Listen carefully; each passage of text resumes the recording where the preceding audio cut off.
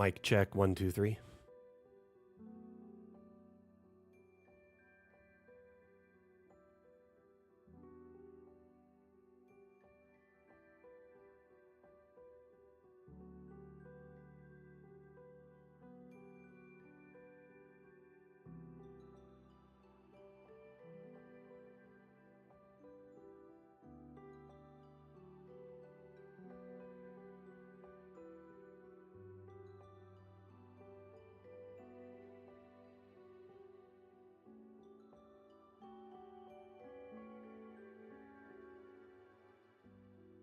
Fantastic. Glad it's working.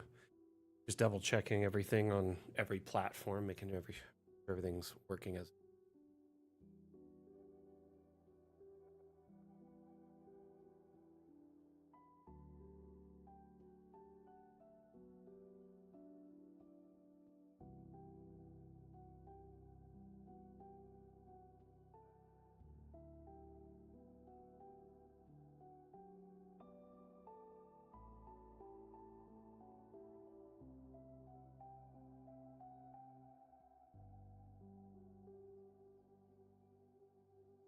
The only platform I'm not seeing at the moment is Steam. Like everything's live, but Steam.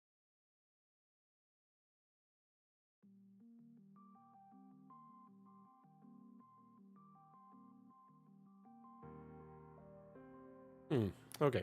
Well, we'll see. It'll happen, I'm sure. How's everyone doing today? Hope you are excited for another edition of the Damn Challenge. There was quite a few amazing entries. This theme really drew a lot of competitive, some competitive maps to the board, let's just say, and it was very hard for me to pick a winner.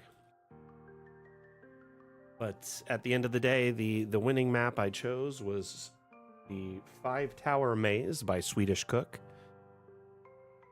Congratulations, Swedish Cook.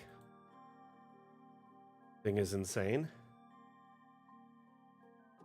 I did have a good birthday. Thank you for asking, Remy. I mostly just kind of relaxed. I like to let my birthday go under the radar typically, but Wim doesn't allow that, so I just kind of hung out with the family, had a special dinner. I got a new safe so I could like just store my valuables in it because they were kind of just all strewn about.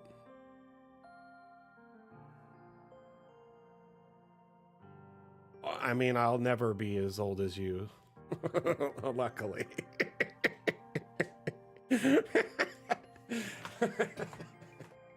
Hosack, you kill me, man. How you doing, buddy? Honestly, I tried to get through it a few times and I couldn't figure it out, I'll be honest. Thank you. Appreciate it. Like I said, I typically just try to let my birthday go under the radar, but I do appreciate the well wishes. I don't know. I'm getting old, I guess, and so my birthday just makes me sensitive, I guess. But the missus made me some spanakopita, whatever. It's a Greek spinach pastry, and it was delicious. Absolutely delicious.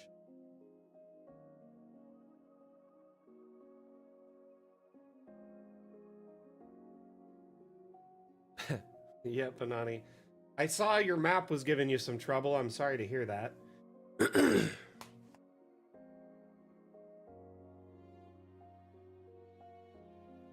In the future, if your map's giving you issues, if you plan to enter it for the Damn Challenge, reach out to me and let me see if I can open it from my end before you decide not to enter. That way I can try and help you out, see if it works. Oh, thank y'all. I appreciate the well wishes. Honestly, yeah, I'm getting old. I feel pretty old now. Reminds you of Labyrinth? It reminds me of the babe of the power of the hoodoo voodoo. Hey, thank you for the like. But yeah, it's quite a nice map. Yeah, we got the dragon topiary in the most recent update. It came with Fun with Objects. There's a few new topiaries that were dropped. Obviously, the topiary walls got updated. There's like half walls and regular walls in the wall options, and there's a topiary garden room type. And then there's a handful of new topiaries, including like a dryad looking one and others, regular ones.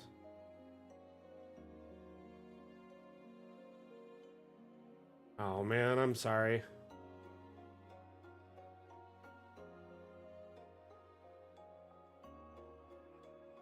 The maze is impressive.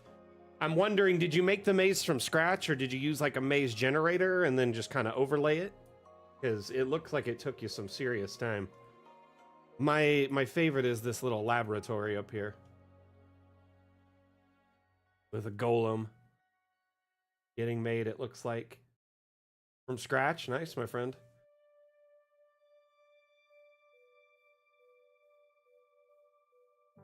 Oh man, the body aches are the part that's getting to me the most nowadays. Definitely wake up and I'm like, oh man, I'm getting old. Before I've had coffee and ibuprofen, I feel really old.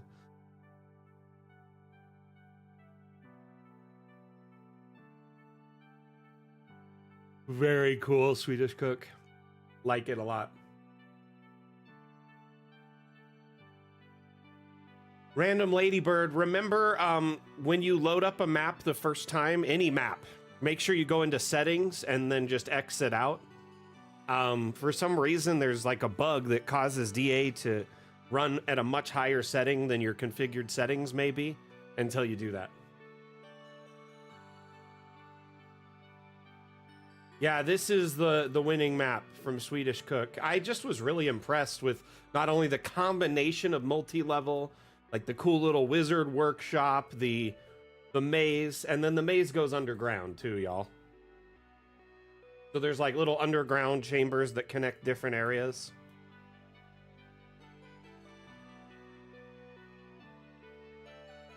Oh man, that's what you're doing right now, Sack? That's awesome. That is awesome.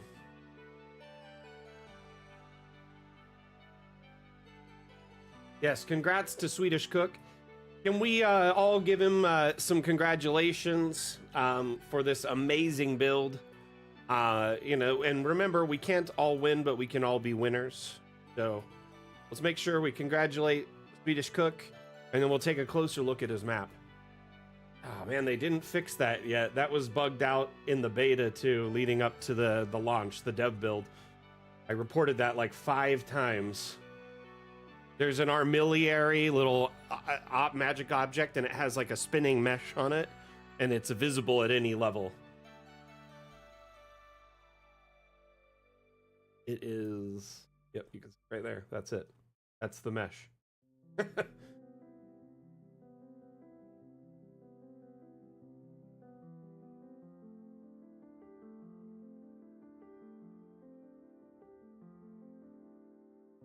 But y'all don't realize the whole thing is a maze, not just the hedge maze.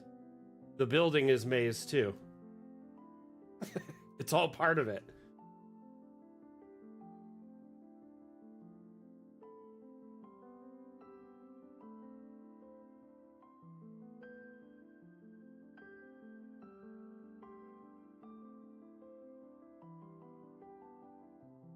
I mean, yeah, I got lost in it for sure. Hey, Gibson, welcome, welcome. My name is Mac. I'm the community manager. So welcome to what we like to call the Dam Fam or the Dam Nation. We usually let you choose. So I'll let you kind of decide which like faction you fall into. And while I go over your question really quick, so to make waterfalls currently, there isn't a stock option in Dungeon Alchemist. We do have an update planned that will address that called Water Worlds at some point in the future. Until then, though, we do have something that can remedy that. We've given our community tools to not only import custom assets, but share them. So if you have the ability to craft like a 3D model of a waterfall, or you could locate one online, you can import it through the asset importer.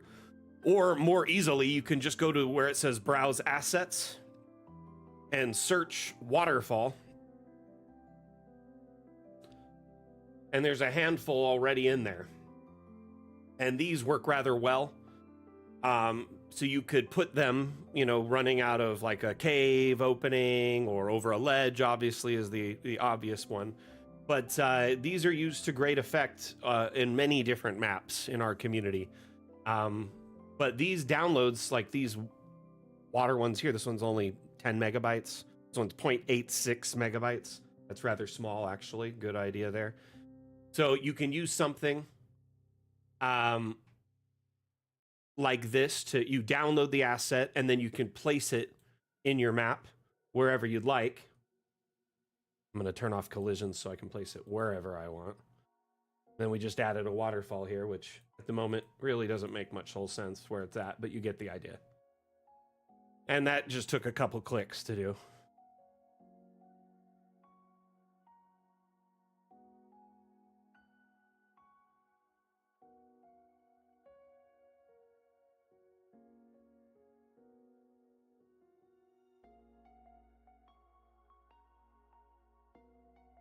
So Gibson, I hope that addresses your question there. By the way, throughout this stream, if any of you have questions, feel free to let me know. The stream is what I like to call AMA format, which means ask me anything. So as long as it's Dungeon Alchemist related, you can ask me a question and I will do my best to address it. You want to know about our future development? Let me know. You have a support inquiry, suggestion, feedback. Maybe you're wondering how to do something very specifically. Let me know. That's what I'm here for.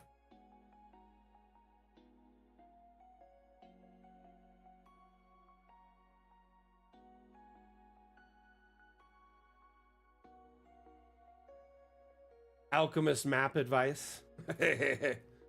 Ask me anything as long as it's Dungeon Alchemist related. Alchemist me anything. How about that? We'll call it that.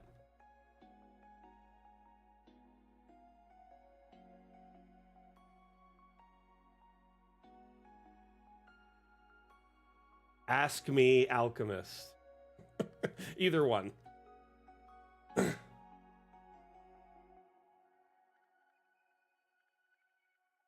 Honestly, I really do love the maze, man. Great job on this. Very clever.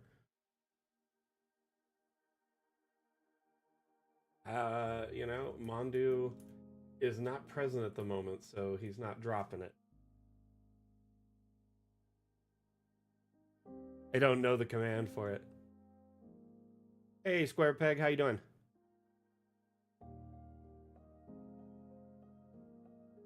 My only thing about the hedges is I do think they feel a little thin.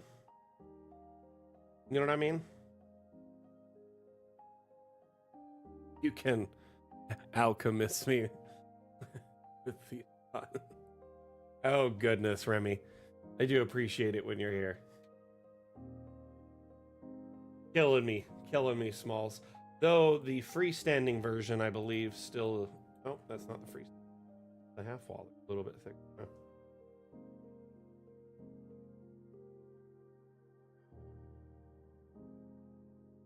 It does help with the export, but it also, yeah. It's kind of a catch-22 because then it doesn't feel like a traditional hedge. Like even a corn maze is thicker.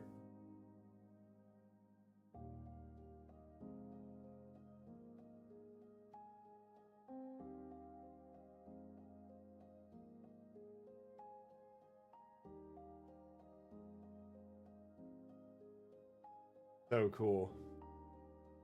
Like it's just tons of intricate maze work.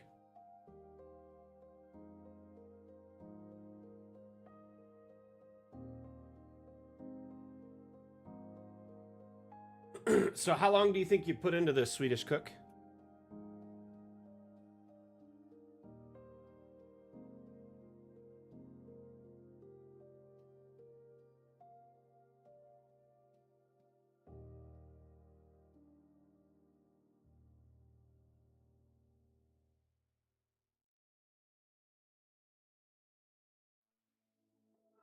$10, not bad.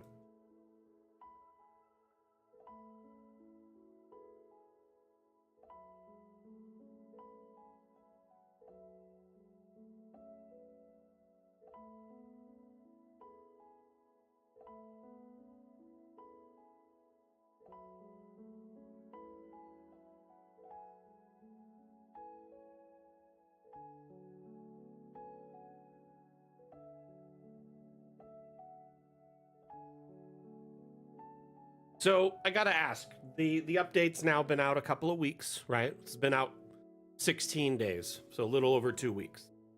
And now we're seeing a lot of these multi-level maps appear on the workshop. Builds like this that are very intricate and have many different layers to them. I'm just curious, now that you've had time to play with the update, what's your initial thoughts on it? Do you feel like it speed things up? It slows things down?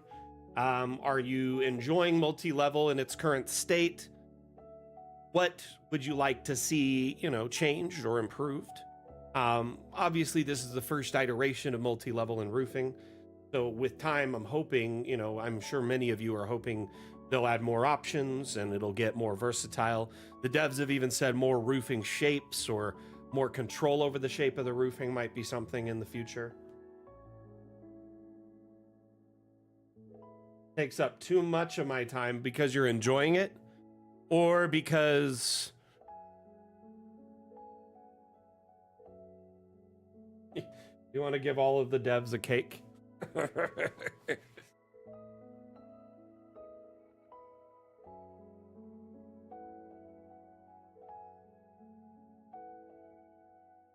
Oh my goodness, Slow-Mo, getting your car inspected like an annual inspection?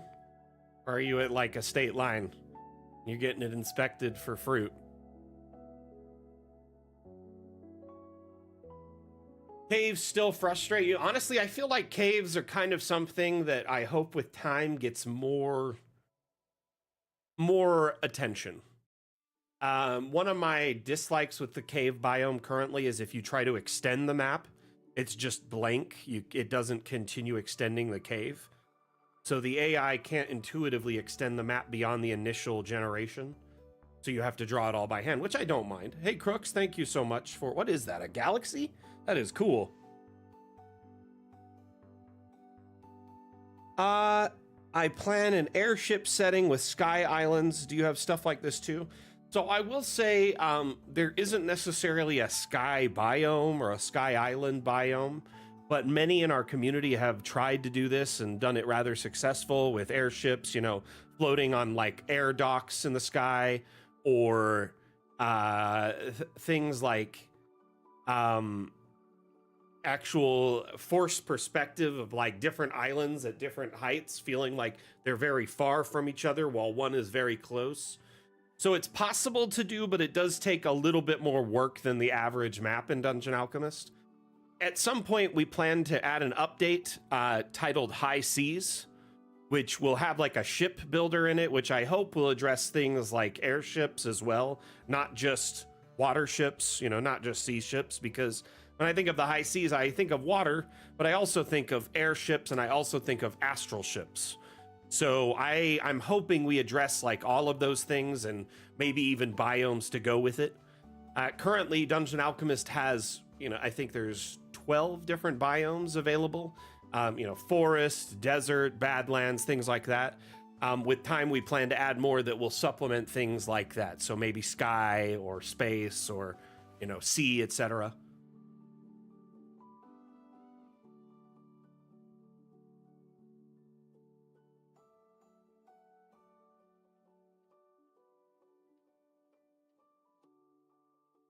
What did Gibson say? Sorry, I missed it. Chat's moving really fast today. Gibson, we're here for you anytime. If you ever want to drop by the stream or join our Discord, you can get support anytime. There's GM chat there where you can bounce ideas off of other DMs, you know, to say, hey, what about this stat block or this homebrew idea? People share maps that they build there and, you know, get feedback as well. Additionally, during these streams, you can tune in and get support for your map building, guidance of all sorts. Okay. So Sack said batch map exports have revolutionized it. I want to give all the devs a cake. Honestly, I think that's a fun idea. Though I don't know if the logistics of getting a cake to them would be easy. Love the update. Depends on the map, speeds it up a lot. Yeah, I read that one. Yes, the annual inspection. Oof, man, that's rough. Hopefully you pass inspection.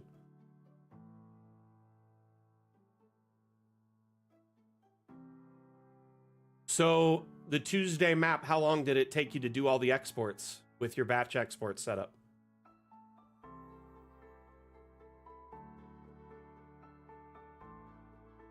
Let's see here.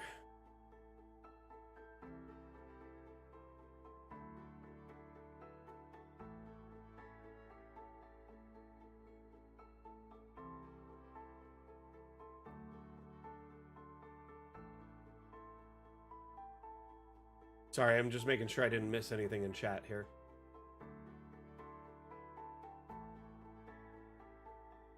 Yeah, high seas will be included in your base purchase. Any of our stretch goals, the stretch goal updates are included with the base purchase of Dungeon Alchemist, whether you got it on Steam or whether you got it on Kickstarter or GameFound or whatever.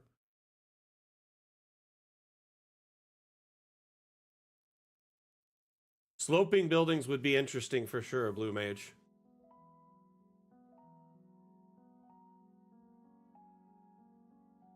How you doing, Eduardo?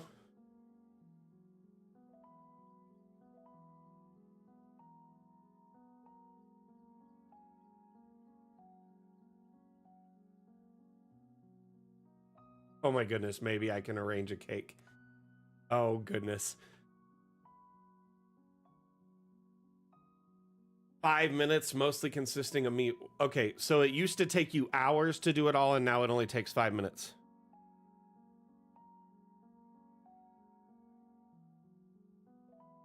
Oh, well, thank you for backing us on our Kickstarter.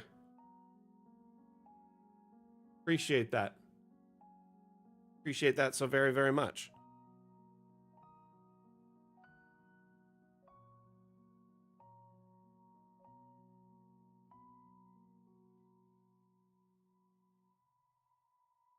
Fast inspection, congratulations, my friends.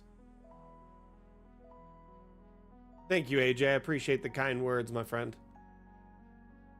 It's always good to know that people feel like they're learning things from these streams. The whole point of these streams is not only to like highlight community, you know, efforts like these beautiful maps and the assets shared on the workshop, but also to provide real-time support similar to like being in a class, you know, or a course where you can ask someone in the staff for guidance and, you know, get your questions and concerns addressed in real time.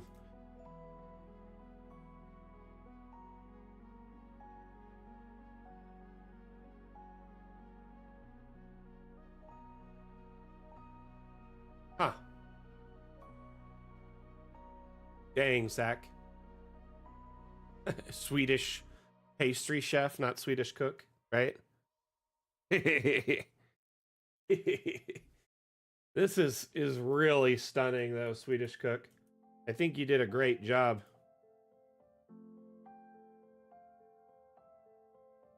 This is the prize at the end. You got to fight the golem and then get the loot.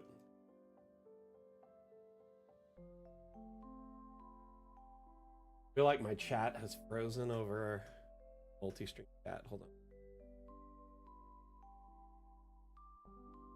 But it is nice that you get to set and forget, right?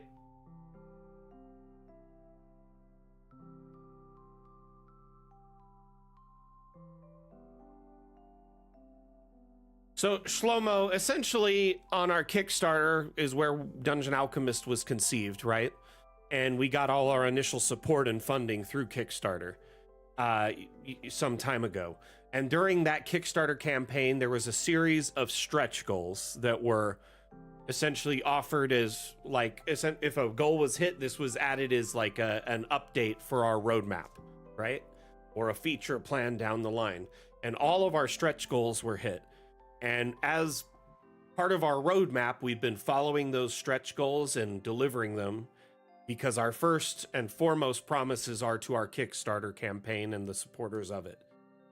Because without them, we wouldn't be where we are today. So essentially, we want to make sure we deliver on all those promises.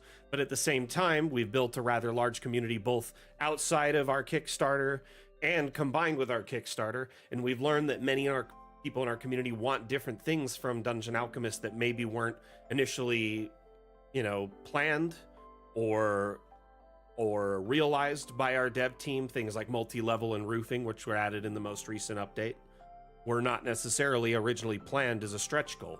So these stretch goals are actually our roadmap for our updates. Fun with Objects Part 2, that was a stretch goal on our Kickstarter. Every update prior to this, the treasury, magic, everything is lava, all those updates, those were all stretch goals. You can find our Kickstarter by searching Dungeon Alchemist Kickstarter, and you can see the stretch goals there if you're interested.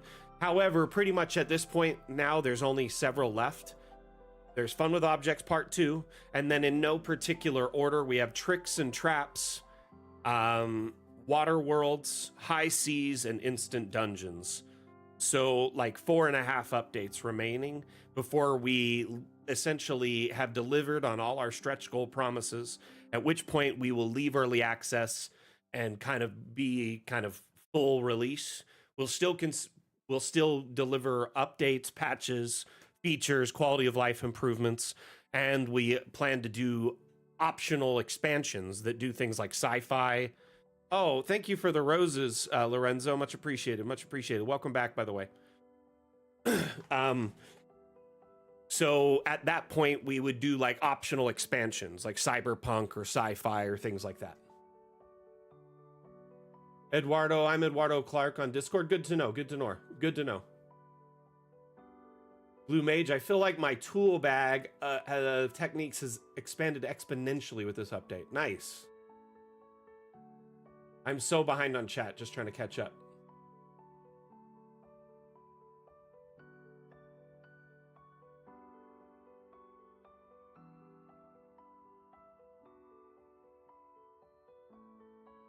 The optional expansions would likely be provided for a nominal fee, as it would take a lot of time and effort to develop them. But imagine something like a handful, like maybe 5 to 10 new biomes, dozens of new like room types, doors, windows, walls, floors, roofs, all to match that aesthetic, and then hundreds of thousands of new objects as well. And then you just plug it all into the Dungeon Alchemist ecosystem.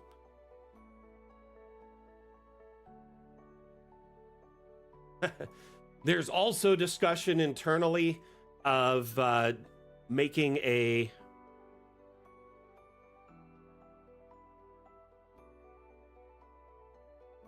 there is some consideration of offering things like a VTT that would complement Dungeon Alchemist very well. So like a standalone virtual tabletop tool that would get the most out of Dungeon Alchemist maps.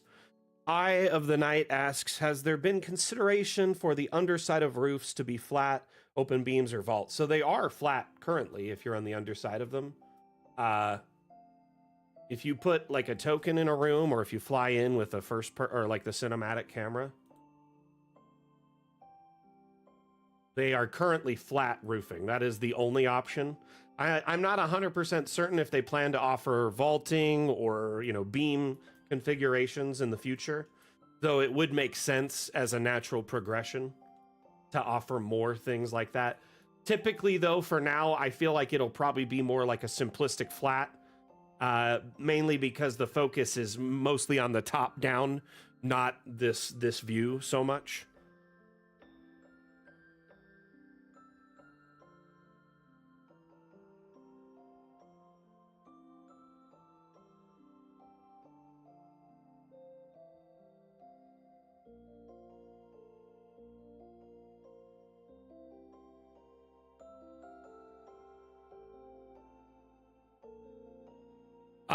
So the other options, I'm hoping with time will provide more roofing options aside from just the simple flat diversity.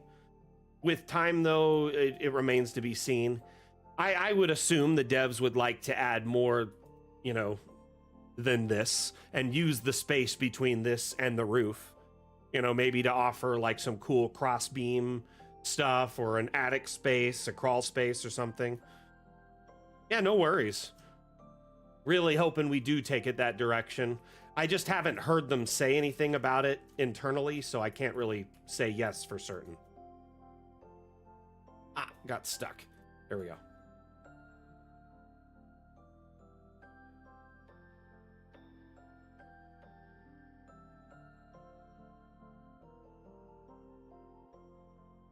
The dirt up against the wall, I like that. That's a nice touch.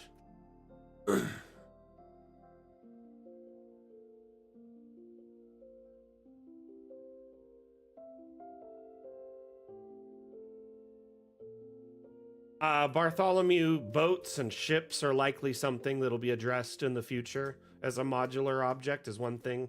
They were already testing it internally before this update launched. They just didn't have enough objects to make it worth it.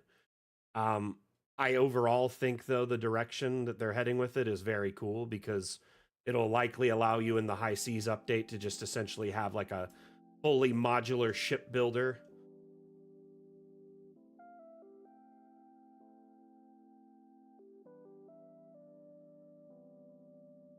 So, Eduardo, part of the reason the Twitch chat is the most active is because we've been streaming on Twitch the longest. We added multi-stream about 9 months ago, and in that time, we've been streaming on, you know, since we started that, we've been on YouTube, TikTok, Facebook, Twitter, and Steam all simultaneously with Twitch.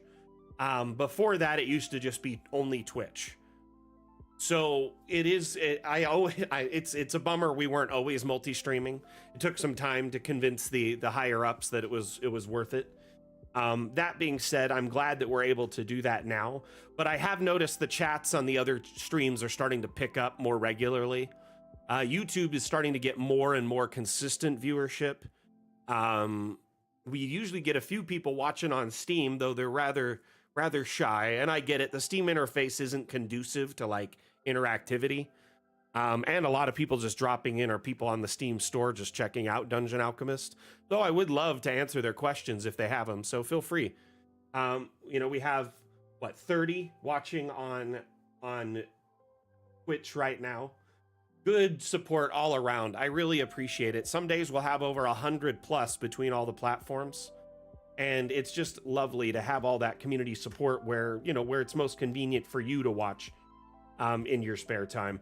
So if you prefer YouTube, go there. But yeah, if you want to be where all the chat is right now, I would say Twitch is usually the most hopping. Some days on TikTok, we'll get like 20 to 100 viewers. And most of the time on TikTok, we only have like 1 or 2 people. So it's some places we have a lot. Some places we have like only a couple. And I think it's because every stream platform change is different, you know, different variations on how they do things.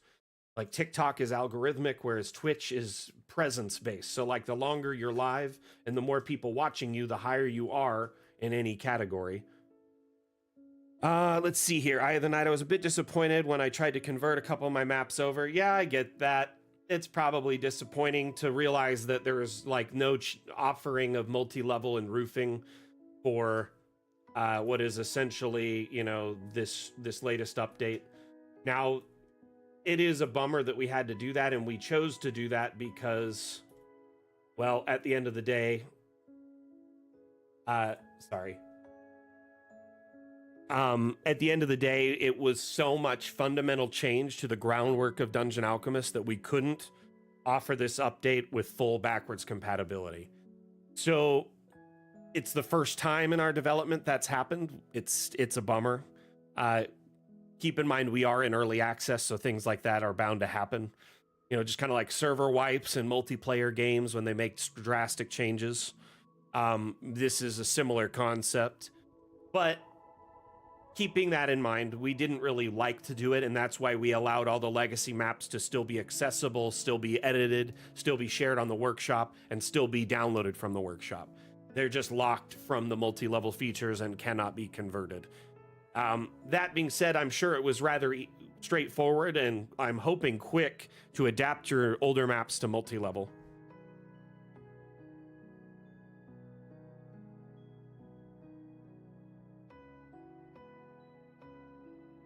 Oh, I'm so confused by this. I guess I gotta go inside. Okay. Yeah, it's okay. I gotta check out new maps. We've been on this one 37 minutes now. It's time to go on to a new one. Thank you, Swedish Cook, and congratulations. I'll ping you before the end of day on Monday with your $10 Hero Forge gift card for your map being the winning Fun with Objects Dam Challenge map. Congratulations again, my friend. Okay, we're gonna jump into the next map. So, Bartholomew, that's a really great question, and I've gone to great lengths to make sure the stream performance isn't really affected by being on a multi-stream. So how I do that, how I effectively do that is I have two computers. One computer's entire job is just the stream, and the other computer's job is Dungeon Alchemist and chat and monitoring the streams. So on computer A, I have chat feeds up and stream feeds up and Dungeon Alchemist. And on computer B, I just have the stream software and a multi-chat window. And essentially, because computer B's entire purpose is just streaming and that's all that's on it, is stream-related software, it's rather easy for it to handle multi-streaming. That and the service I use is optimized for it. So I use Streamlabs Desktop. I know most people prefer OBS, but Streamlabs Desktop is optimized for multi-streaming to all these different platforms. So I am able to not only multi-stream to Twitch, Twitter, TikTok, Facebook, YouTube, Steam, but YouTube I'm actually streaming vertical and landscape, so portrait and landscape, and right now I'm on TikTok in portrait, but all the other platforms I'm landscape. So I'm able to stream what is ideal for that platform, if that makes sense. So the multi-streaming is actually really nice, and it's not that expensive. I think it's like $20 a month for the service. So as long as you're streaming pretty regularly, it's a great deal.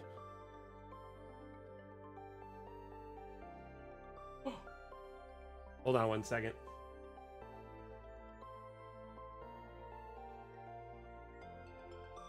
We got a visitor here, people. Oh my goodness. Oh my goodness.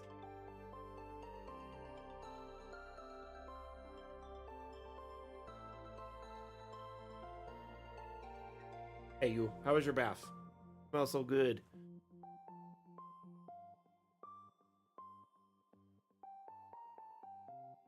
Got Seymour here.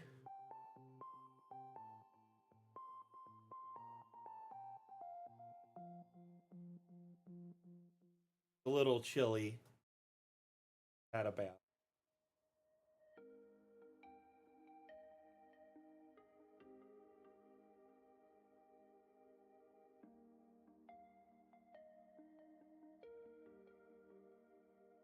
Oh, is that mom over there?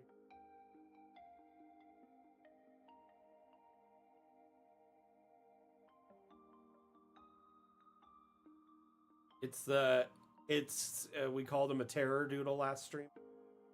Eye of the night, thank you. He's a good boy. He's a good boy. Little good boy. He looks so sleepy. Looks ready for a nap.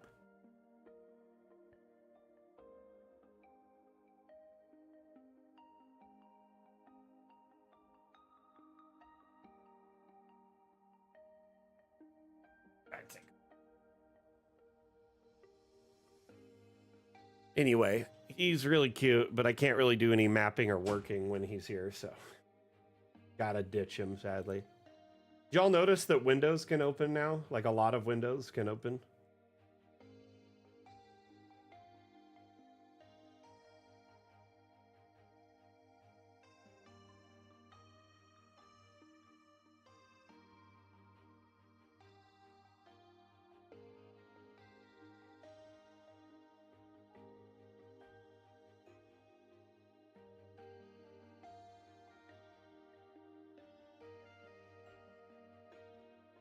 AJ, that's the whole point of the multi-stream, is you to use whatever platform's most convenient for you, or the one you like and trust the most.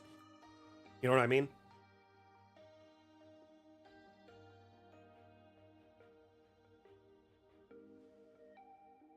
That, and yeah, my DA computer is rather beefy.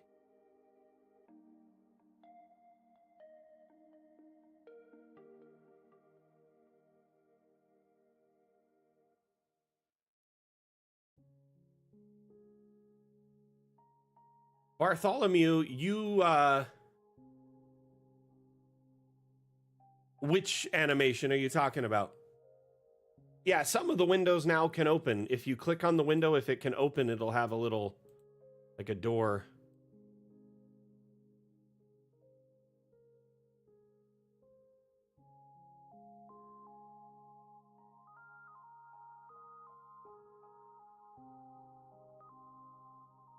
Oh yeah, I've been seeing Devin's been posting maps lately across the socials and stuff.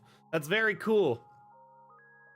You know, honestly, usually I don't like to try and recommend our software to big map makers like that, because they usually kind of have their tools that they like to stick to, and you know, it comes across as, I guess, us being pushy when we do that. So I do appreciate it when community members recommend it to people like that and they check it out.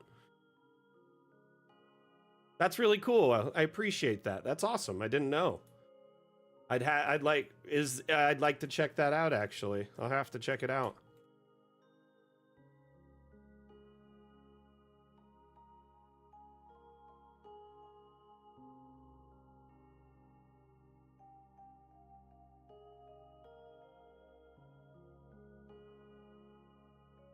A map maker named Devin Rue was started using Dungeon Alchemist lately and has just been given rave reviews all over social media and their Patreon, apparently.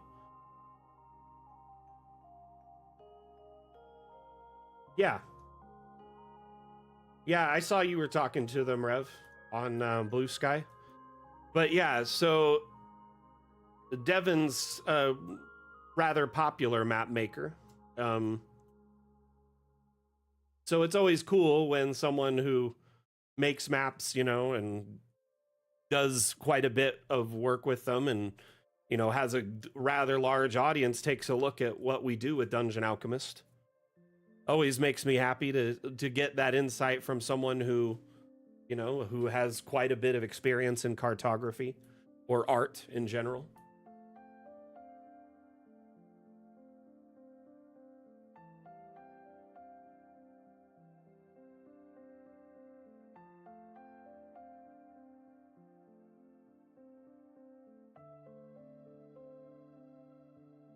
Which module was that, Lilandra?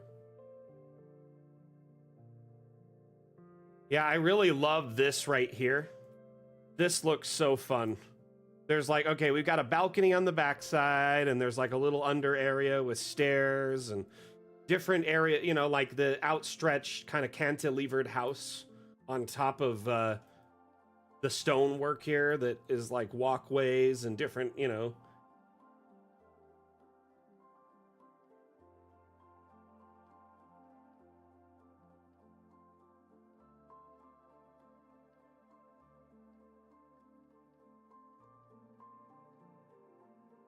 Brother Von Doom is the module name on Roll20. Interesting.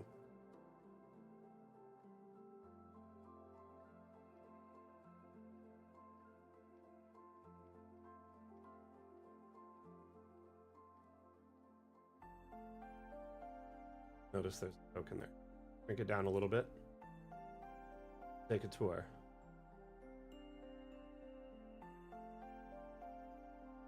Warehouses, storehouses.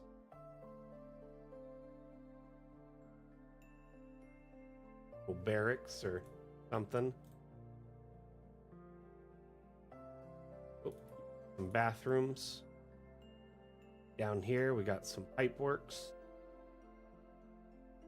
Ah, got stuck. No. Gravity is a harsh.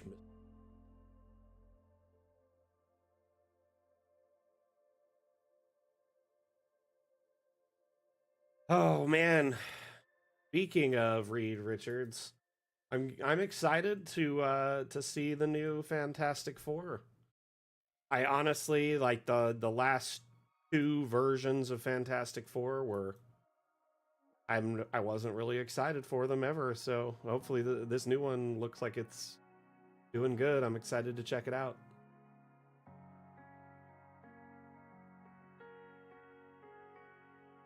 So, explain this module to me. It has our maps in it?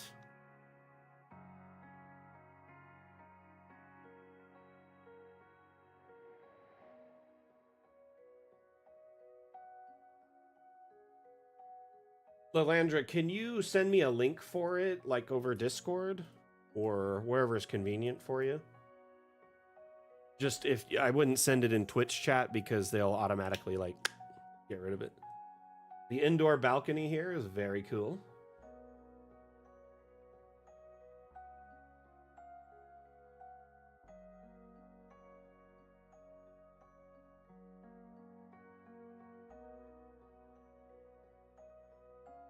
Oh, ruin the stairs.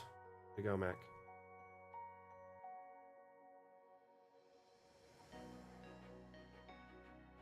Actually, really clever way to use that stair because you can remove the back of it.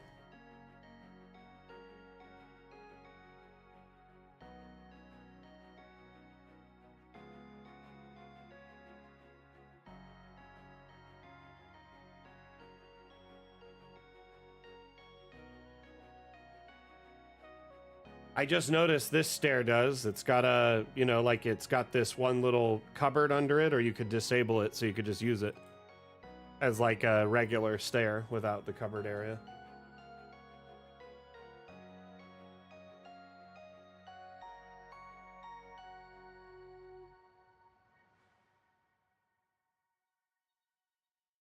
No, Eduardo, this is not Devin Rue's map. We were just talking about it on another chat because she recently was reviewing Dungeon Alchemist and sharing it on her social media and Patreon. So it was just a topic of discussion. This is a map from, who was it that shared this one? Sorry. This is Abacus Soroban.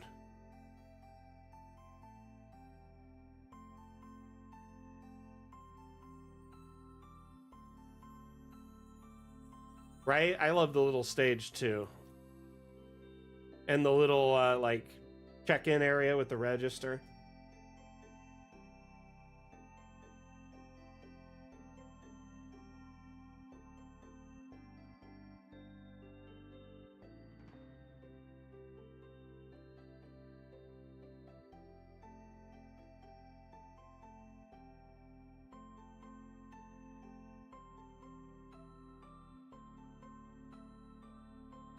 I love these little raised seating ones. These ones are fun.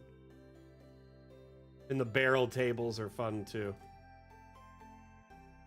Is that your steam-powered abacus? I was about to say, I think that's steam-powered abacus, but I wanted to be sure because the Steam name was different.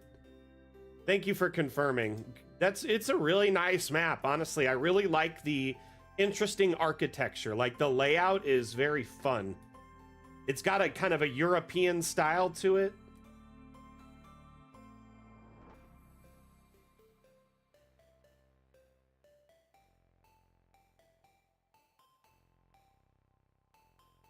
I really love this, like the cantilevered like housing edges sticking out over the side. And then this like stonework entry facade here.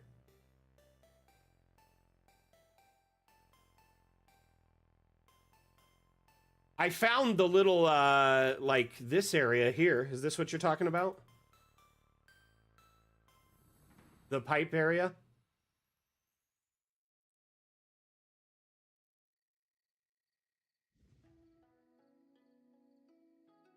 Oh, another one. Never mind. Oh man, I didn't even see all this. When I did underground, I only found this. Dang. No, my goodness. Holy cow. You know, that's what's so mischievous and like deceptive about these multi-level maps. Like I would never even notice all this unless I really like just was zoomed out and did all the levels independently, right? So maybe I need to start doing that more. It's impressive. This is cool. Holy cow, this has like some cool like Baldur's Gate Diablo vibes to it. What the heck? I didn't even know this was here. I thoroughly explored your map and I found that little pipe area and I was like, oh, this is cool. Didn't see this. I'm sorry, my friend. I love the trees sticking out.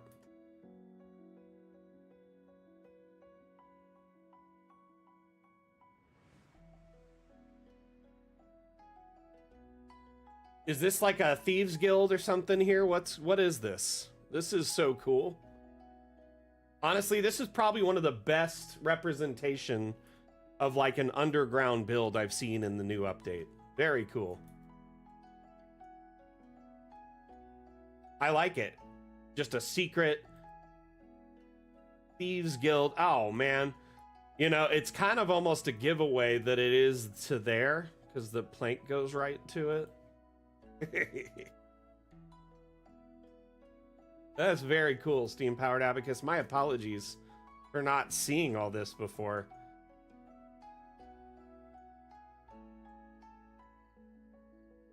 That's very cool.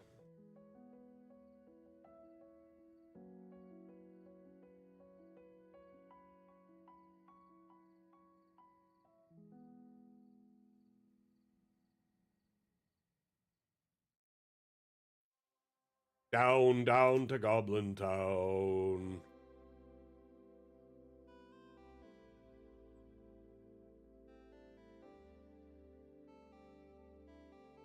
My goodness, man. Nice little war table in here. You had like a whole extra world in here that I didn't see. I'm so sorry.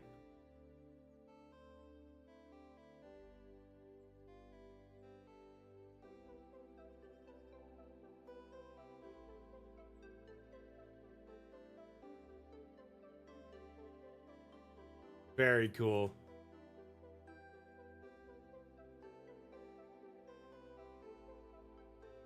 Bookshelf entrance lever. Very neat. I apologize for not seeing the extent of the build.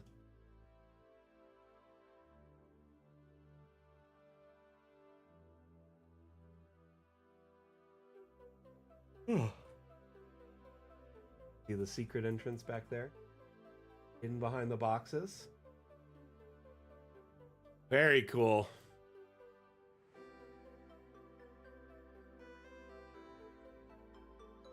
Yeah, that's one of my favorite thing about the dam challenge is you really get to see some cool creative ideas. I feel like the map makers who enter try to bring their A game and often will, you know, share some top quality builds. Nice. It's very secret here, just perspective hidden. Like you glance over, it looks like it's full. Love it. Lulandra, did you send me that link?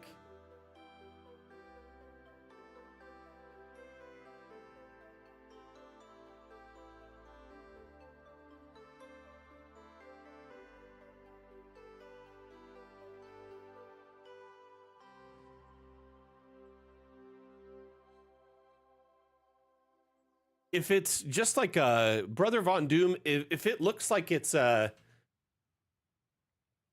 a campaign module, right? Is that what it is? That's cool.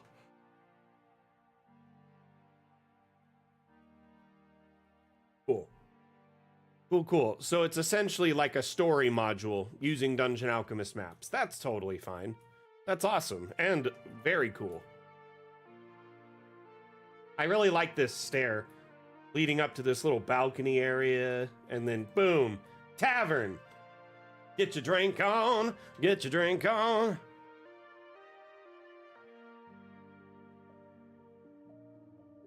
I may or may not have had a couple of drinks on my birthday. So someone was asking how to do the secret stone door earlier. Wasn't that someone asking that? Wanted to make sure I covered that before we left this map. So under doors, right? If you type in secret, there's a handful of secret doors and walls. Like, they're essentially walls that are doors. You just need to make sure your wall matches that. So like, if this was the same wall, technically you could put something like that there and boom, little hatch behind.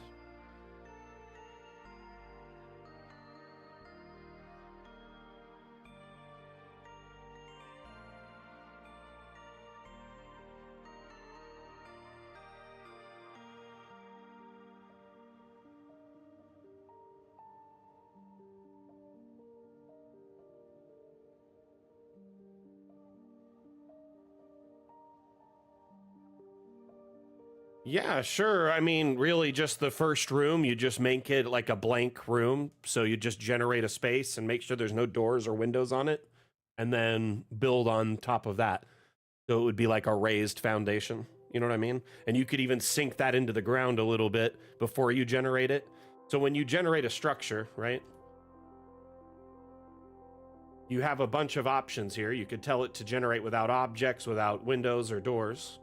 You can sink the structure into the ground. This one won't work because it's already on a structure. But if it was in the middle of the forest, it would likely work. See? So you could sink it into the ground, countersink it a little bit before you generate it, so it'll be partially raised above the ground, but sunk under partially, like a foundation would look. And then you could generate a structure on that.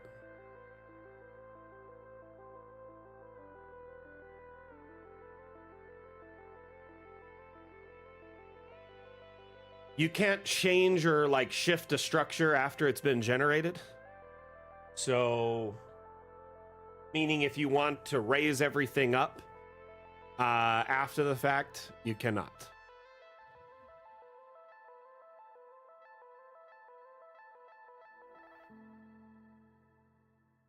So there are in the door section, like I said, several secret doors. One of them is like a bookcase, right? This one's great in a little library or a study. They have some that are like these crypt ones that are great inside of sewers or whatever if you have crypt walls, and then a couple different stone ones. And they all of them have a wall that matches them perfectly. So you can get them to look very secret and match really well.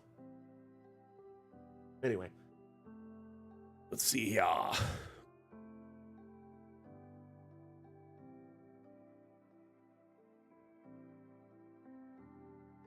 Yeah, unfortunately, that's probably what you'll have to do. Eye of the Night.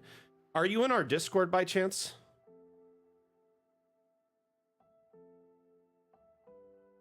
Eye of the Night. Okay, let's move on to another map here. This one's really cool.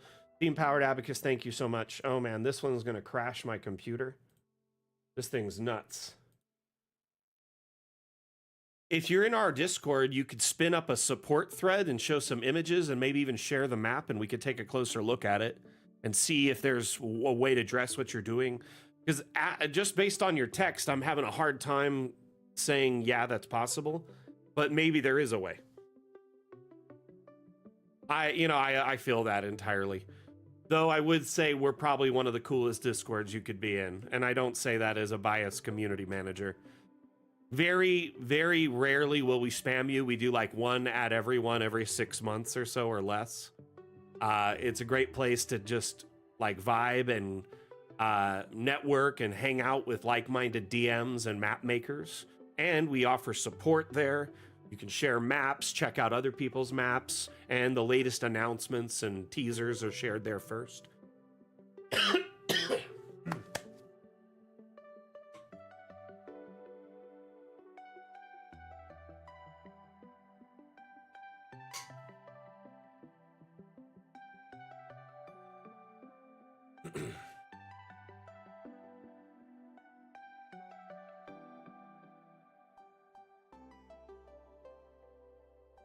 So this map is intense. And not the camping kind, just like regular kind.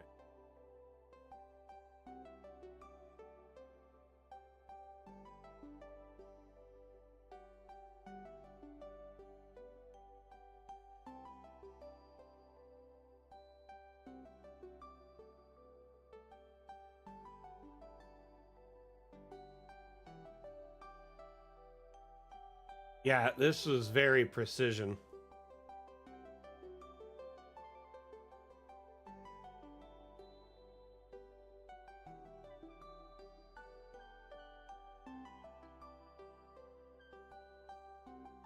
Is there a way to brush on small grass objects?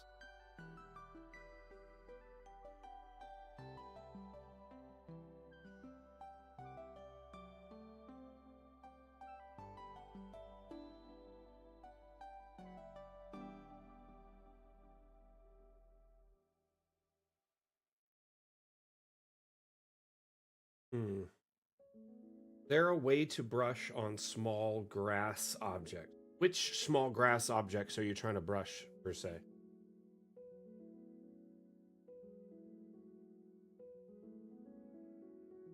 Like these flowers or something? Like, what are you trying to brush? Can you give me a better example? Or is the name of the object small grass object?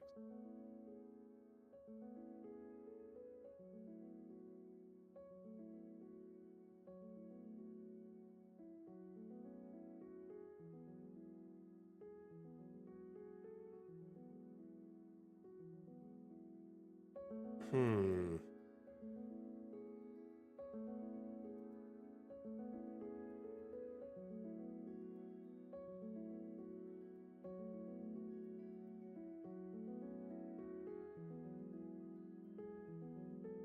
Anyway.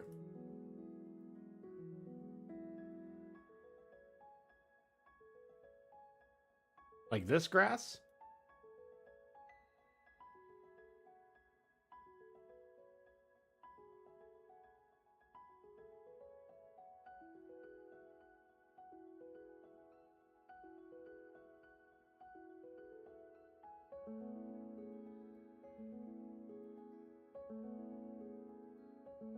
I mean, I would have just probably turned it into a custom brush, right? And then set it to the line brush, set it to a small size, make sure the scaling randomness and everything is down to no. You could have rotation randomness, that's fine. Scale average, bring it down. Why is it so big? Weird. Be much smaller with that. Interesting. Should be around that size. Interesting. I don't know what's going on. I think I just crashed DA. So I know there's some bugs with the object brush, the custom object brush, and the advanced options. Quentin's looking into it right now. So hopefully we'll get that sorted. But yeah, it should be using this line brush, setting the brush to small. It seems like it's the scale average doesn't matter. It's like overriding it no matter what you do because the brush size. That is really weird. Should definitely be much smaller. I'll bring that up with them. Unfortunately, you're going to probably have to get the size set by hand and then just shift place. You kind of place them in a few places by really quickly, to quickly duplicate it. Asmodeus, I really appreciated the pergola setup here.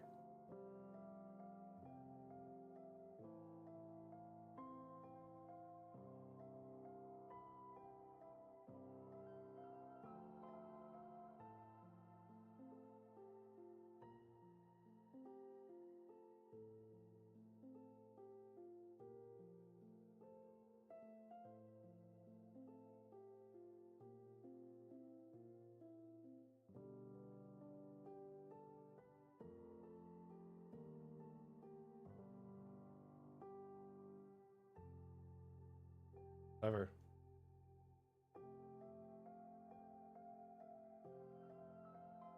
I know. Unfortunately,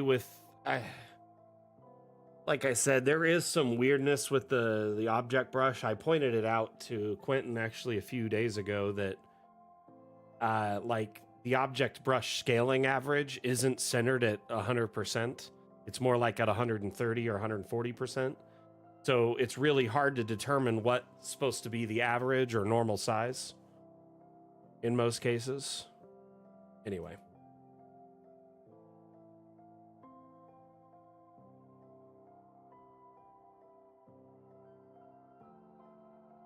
How you doing, Wolfie? Morning to you, my friend. Man, you manually placed that accent? Nuts. That probably took some time.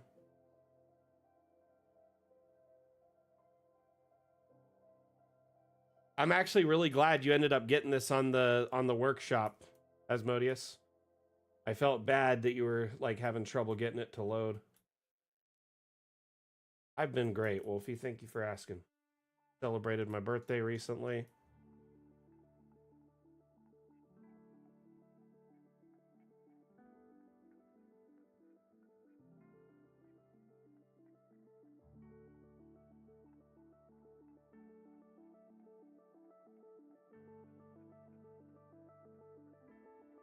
Oh yeah. Nice little holiday tablecloth there.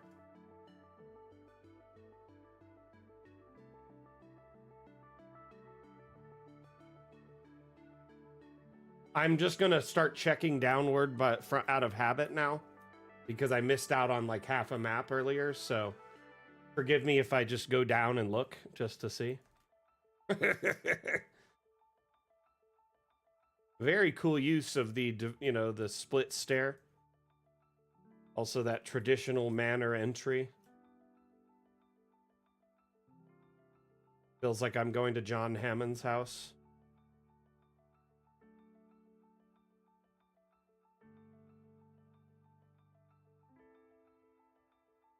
This is an old money mansion.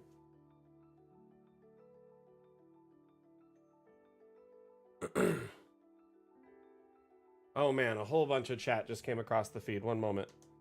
Make sure I don't miss.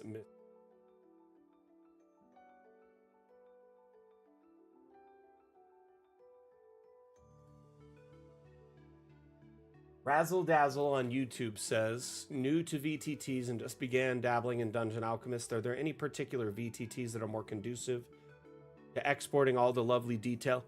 What lovely detail are you referring to? I will say Dungeon Alchemist works with a number of virtual tabletops right out of the box. We offer export compatibility for what I call the big three, Foundry, Roll20, and Fantasy Grounds. We also offer support for above VTT and a number of other virtual tabletops that utilize what's called the UVTT format, or Universal Virtual Tabletop. So there's dozens that utilize that work with Dungeon Alchemist rather fluidly. That being said, we do offer, say, animated exports for Foundry and for Fantasy Grounds, while we currently do not for Roll20 or above VTT. So let's say you wanted to get the most out of your map, an animated map would be a lot more lively than, say, a still map, but you may want to avoid using an animated map if it's a rather large map, because, say, Foundry, Fantasy Grounds, Roll20, etc., they have trouble with maps over a certain size megabytes or certain resolution. Not to mention, the larger the map is, the more likely that one of your players may not be able to load it. So when you're playing an online game with a virtual tabletop, this is something you need to consider. Your production needs to match the player in your game who has the weakest link, if you will. The pacing and the quality of everything needs to be able to be loaded by that player, right?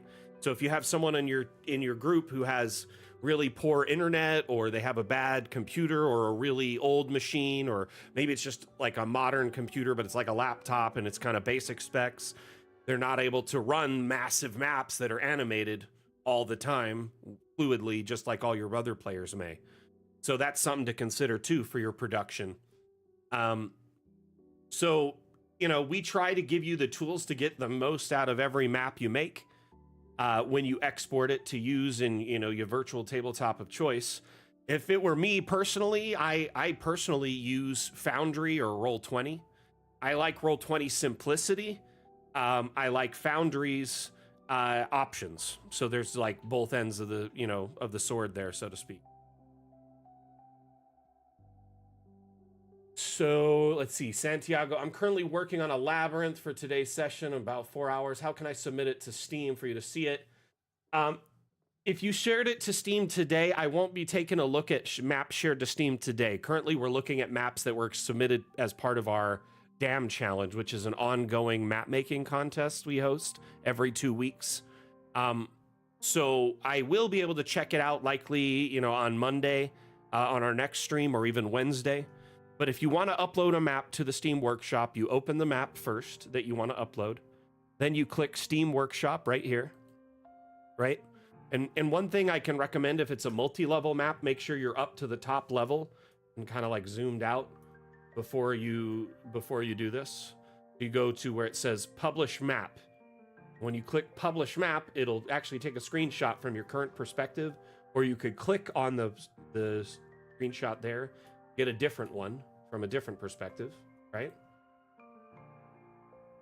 Then you can give it a title, set it to public if you want other people to see it, like me or other members of our community, and then give it a description.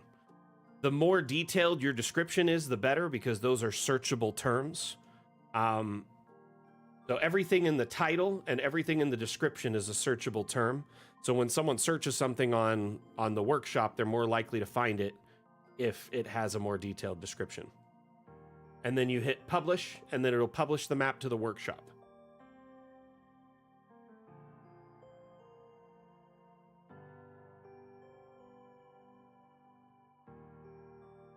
So when you do finish it, be sure to upload it to Steam and then let me know when we're live next, and I'll take a look at it.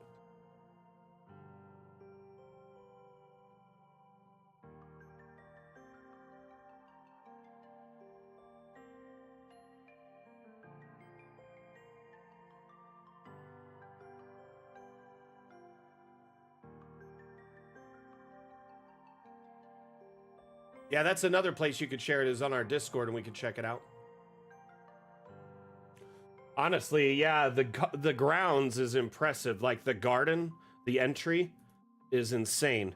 I really like the flower arrangements. You did a good job here. I'm sure that took some time to get like all kind of in that shaping. Did you use something as like a reference for the shaping, Asmodeus? So you can salsa, but to do so is kind of tricky. So to update it, this is where a lot of people get jammed up.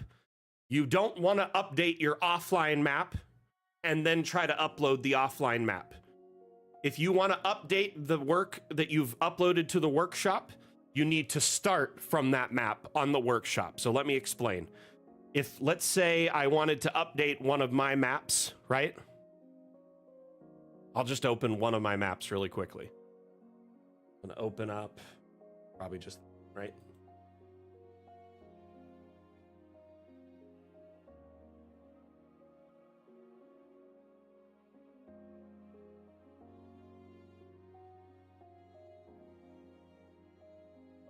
Stand by.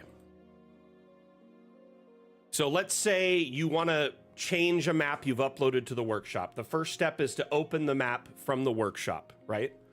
So I found my map that I had published from the open publish section. I found the map I want to edit, and I open it from here. You do not want to open the map you have saved locally on your computer and then edit and then try to upload it, because then you'll have two versions of your map on the workshop instead of one. And you really only want to have one, because then anyone who has downloaded it and used it gets the update. If you have two versions, they may never see the updated version. Make sense? So anyway, make your changes to the map. So let's say I wanted to make some subtle adjustments here. I'm going to put a token here in the center, and that's the change I've made, right? That's it. But I could do hundreds of changes at this point. And while you're building, you can save this map and save it as your offline backup copy. So you have a backup of the current work, right? Just you start from the workshop. That's the key. Then when you're done making all your changes, you go to this workshop tab and you hit update published map. Okay. This will then allow you to, it'll send this map to the workshop and update it. Does that make sense? So essentially the big key is to open the map from the workshop after you've published it. So let's say you had a map on the workshop. You're like, man, I want to make some changes to it. Find the map in your published section, open the map, make the changes, then from the Steam Workshop tab, hit update published map. It's very simple. Just a lot of people start by making changes to the offline map and assuming you can just upload it, which would make sense, but Steam isn't really conducive to that.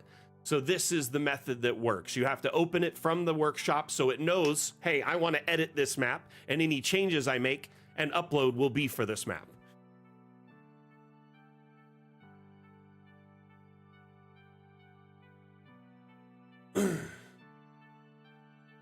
Unfortunately, there really isn't like a method for that because it's not something we offer at the moment. What you're trying to do, I'm assuming, is export the canopy where there's invisible everywhere that's not trees. So it's like a transparent layer everywhere but the top level of trees, right? Because, you know, you want it to peel back when your players walk under them instead of it appearing like they're walking on them. I understand why you want to do that. Unfortunately, that's not something that Dungeon Alchemist offers at the moment. Maybe in the future, we may offer it for like roofing.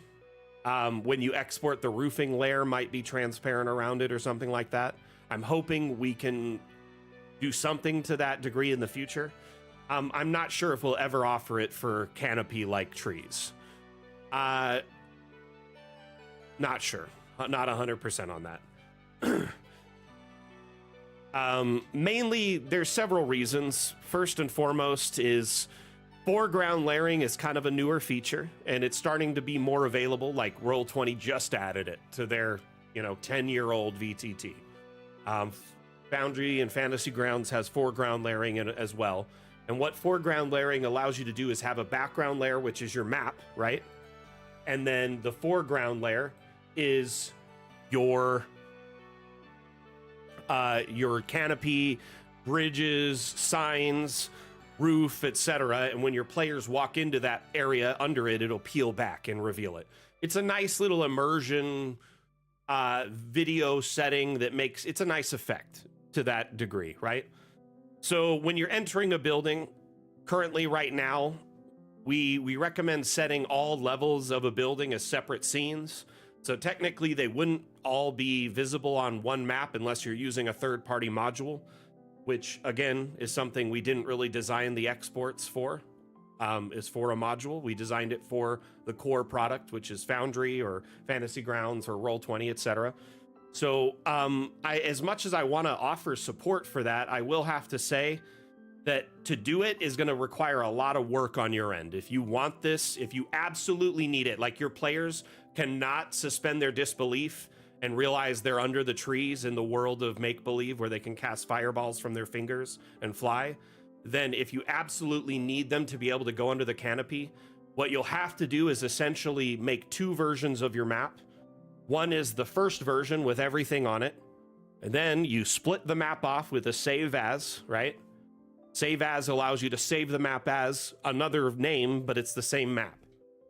And in the saved as version, you would then do some sort of visual trickery to get around this effect.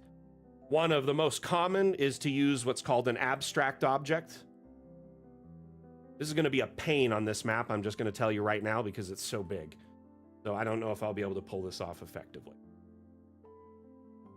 But essentially, you would take this object, stretch it out across the entire map under the canopy at the height you see fit, right? So let's just say this is the height of the canopy.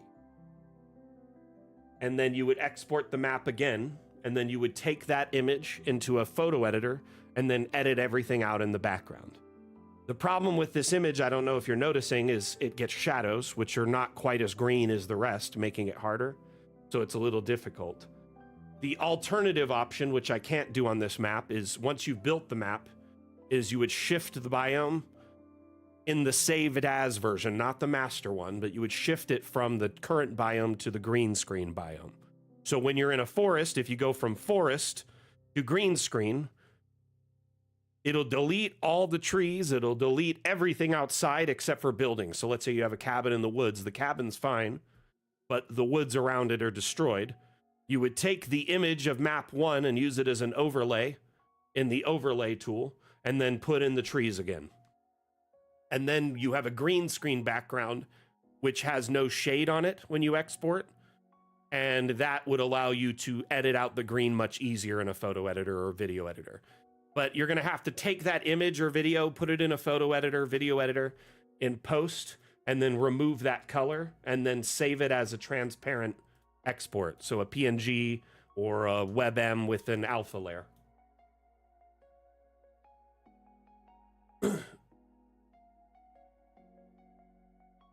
Honestly, I personally don't think it's worth the effort.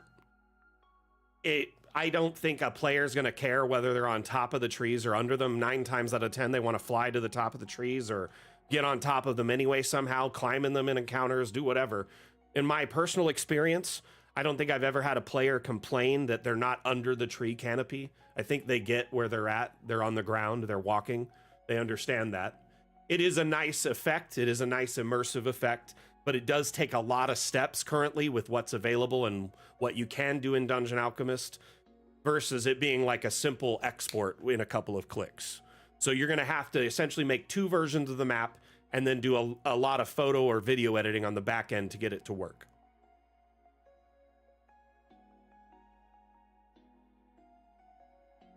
If the whole map is all jungle, it's a little bit easier. Tropism, or tropism, is that what your name is? Is it tropism or tropism? I want to make sure I say it right. So, I'm not gonna lie, Asmodeus, your map is insanely good, but it also just tanks my frames. Even when I'm only like getting 40 frames per second on this bad boy. It is beautiful though. Kudos to you, man. This thing is fantastical.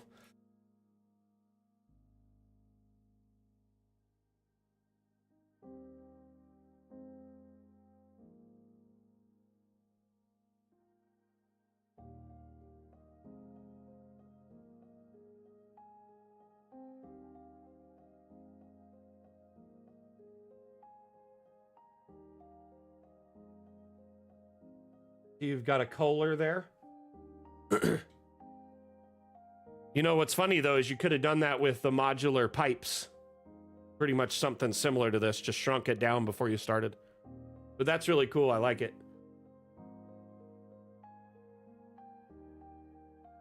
Tropism. So Tropism, the Dam Challenge is a bi-weekly map making contest we host on our Discord as well as on our streams. So we showcase the maps on the stream, but to enter, you do need to be a member of our Discord. There's a channel in our Discord labeled Dam Challenge. By the end of the stream, we'll have picked a theme, and by Monday, I'll have announced the theme in the Dam Challenge channel and give everyone the timeline to enter. But typically, it's about 2 weeks you have between now and the 1st of August, end of day, so midnight or 11:59 p.m. Friday to enter. The theme we haven't picked yet, so we probably need to pick one soon, actually, and I'm gonna have to speed through the next maps. So unfortunately, Asmodeus, I'm gonna have to leave this beautiful map. We're gonna be busting through these next few, probably 5-10 minutes per map, just to make sure we cover them. Can the theme be Swamp Town because that's what you made? Well, isn't that convenient? You know, maybe, but typically, you know, I don't necessarily pick a theme to make it convenient for someone. We usually pick based on kind of a vibe, but I respect the hustle.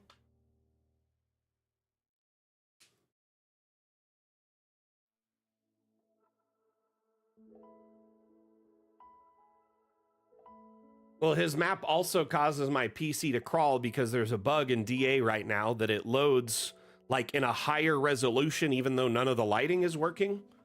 Let me show you what I mean. Right when this map loads, you'll be able to see that I have very low FPS. Atlam, do you have any suggestions for the next dam challenge? So look, I'm at like 16 to 20 FPS on this map, right? That doesn't make any sense with my computer, especially for a map this small. So if I hit escape and go to settings, all of a sudden the lights brighten up and my frames jumped up. It just jumped up like 7 frames. It's weird. I don't know why, but it just improves drastically when you go into the settings menu. Oh, now I'm at 30 frames. Basically, there's a bug that DA is running at a higher resolution as soon as you open the map until you open settings and close it. The Bat Cave. Interesting. Hi, Hera. How you doing? Welcome back. Harbor's an interesting one, Swedish Cook. I like that suggestion. I do think it's tied to it. I honestly think it is tied to it.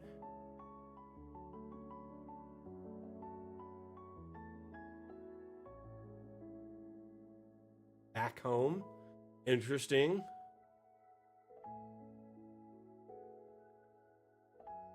Chaos. Interesting.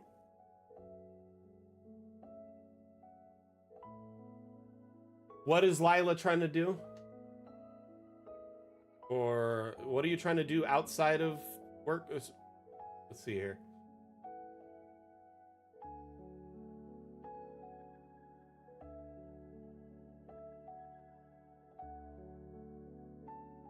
There a way to unsubscribe all items? Yes.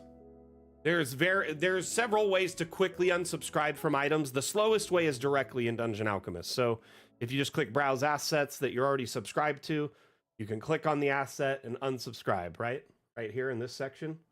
But if you want to do it faster, there's a couple ways. One is directly in Steam. There's actually a couple directly in. So you click on Dungeon Alchemist to make sure it shows the panel over here, right? And then you click the workshop tab. If you go to over here, it'll show your user info, like your avatar. You can click your files and click subscribed items. And from here, you can click unsubscribe from all. This will unsubscribe from every map and every asset you're currently sub to, save your own. It'll unsubscribe for those even and resub to them.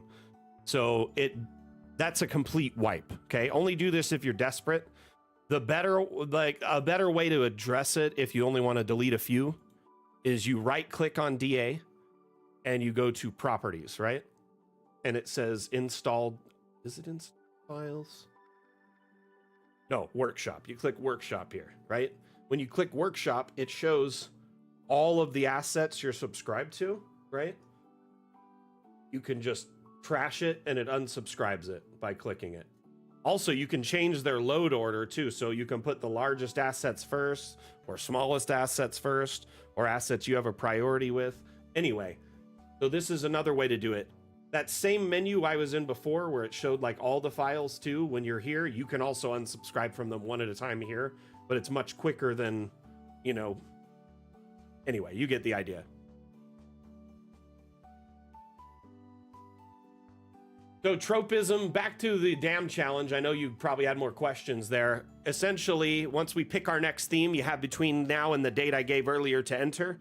There's some rules pinned at the top of the dam challenge channel that you must follow to qualify, but it's like really easy. Make a map of any shape or size, submit it to the dam challenge channel, as long as it's following the theme and the entry information is followed, like the description on the Steam Workshop has not only the name of your map, but says Dam Challenge somewhere in it. Doesn't need to be in the title of the map, but in the description. Additionally, you need to share that map in the Discord, share the Steam link so I could check it out, etc. Things like that. Just basic stuff. Magical disasters.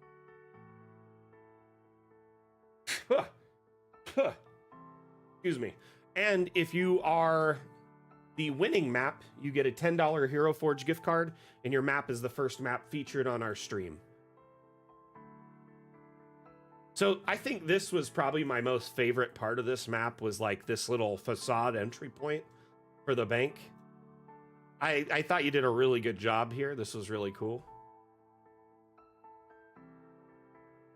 And I love that we got like a big bank.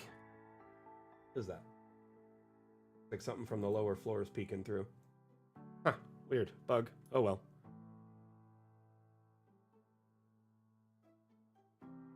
Like, there's not many banks up on the workshop, so I appreciate that you did this. Great use of the chains. It looks like the chains don't scale down with the object, huh? Dang, they're huge.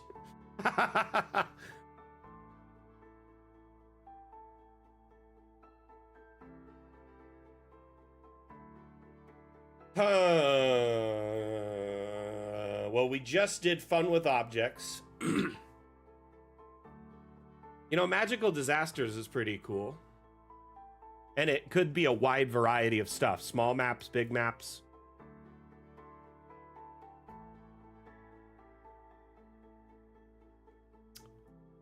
Only some of them are. Weird.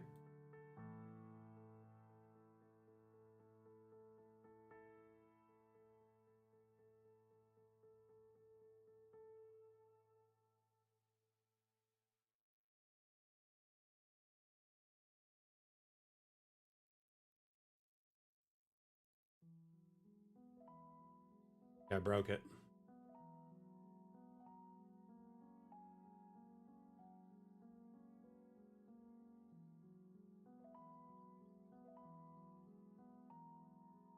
It is weird.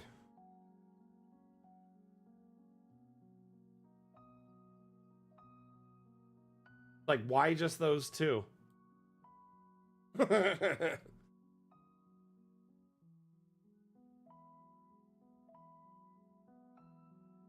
Honestly, though, I did see your post of the vault and I laughed. Because, like, I loved DuckTales growing up. It holds a special place in my heart. That and the game was something I played a lot as a kid. So, you know, because life is like a hurricane here in Duckburg.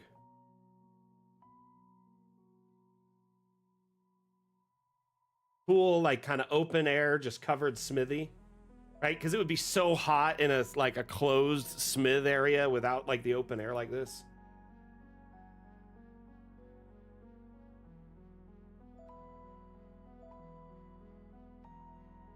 Looks like Magical Disasters is getting the most right now. The round tavern, so cool, by the way. Rev, this was like, it made me smile when I saw it. With the square bar in the center. They should be called the circled square.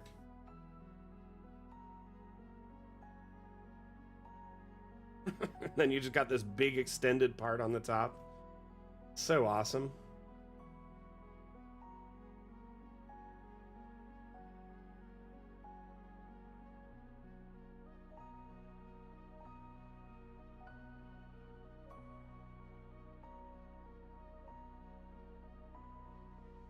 I love like all the different roofs. Like it's just makes it feel so vibrant, like its own town, you know? So Bartholomew, we kind of just pick a theme as kind of a like a everyone makes suggestions, right? And then people, the more people who vibe with the suggestion, the more upvotes it gets. So right now, everyone's kind of going for magical disasters. But yeah, it looks like if you say that's the one you want, then Atlam will add it to the list.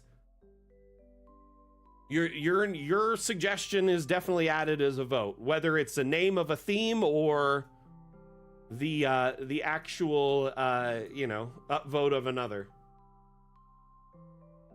Dang, this is a powerful bank manager. Looks like a couple of doors, those windows through the top, but only like in a couple of places. Interesting. Like it's not there, not there, not there. Is that under the rug? Oh, that's why. Now I get it.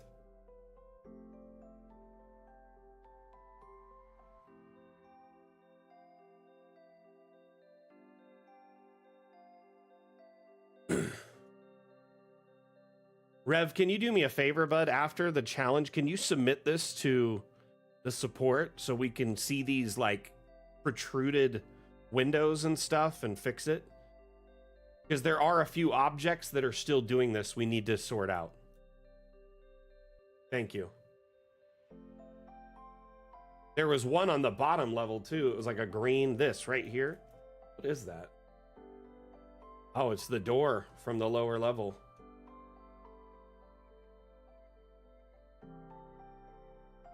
Whoa. Excuse me.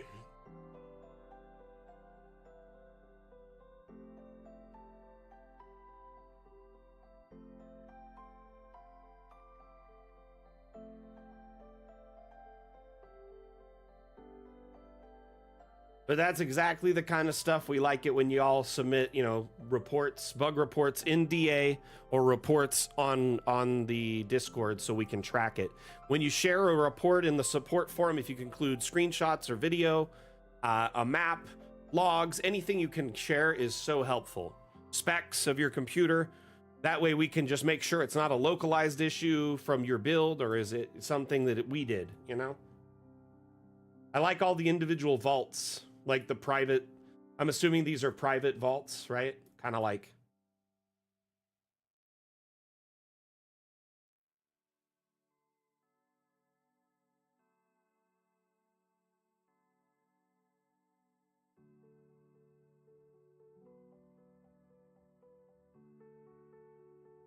So they're like essentially the equivalent of a safety deposit box, but a private vault. Like Harry Potter's vault or something. Yeah, I see over here, there's definitely some shenanigans getting up to over here.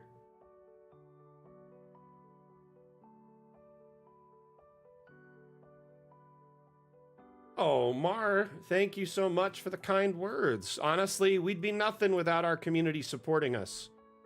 Because of all these amazing maps by our community, Dungeon Alchemist really gets to shine. Like, it's a cool tool, but the maps make it that much better, in my opinion, right? So thank you to our community members for constantly pushing the limits of Dungeon Alchemist and sharing it with us and showing us all these cool creations you make. I saw you had hatches and stuff. That's cool. Man, it'd be cool though if we had like a more flat manhole, huh? One just protrudes ever so high. Like more like a traditional manhole that's like recessed with like the grooves to lift it. Sci-fi DLC in the future? Something we'll consider for sure.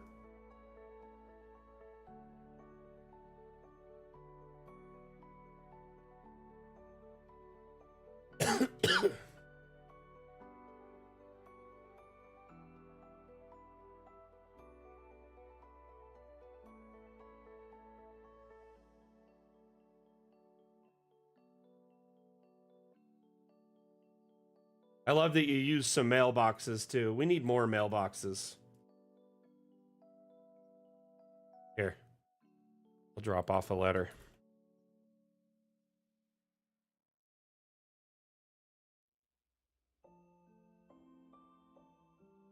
There you go.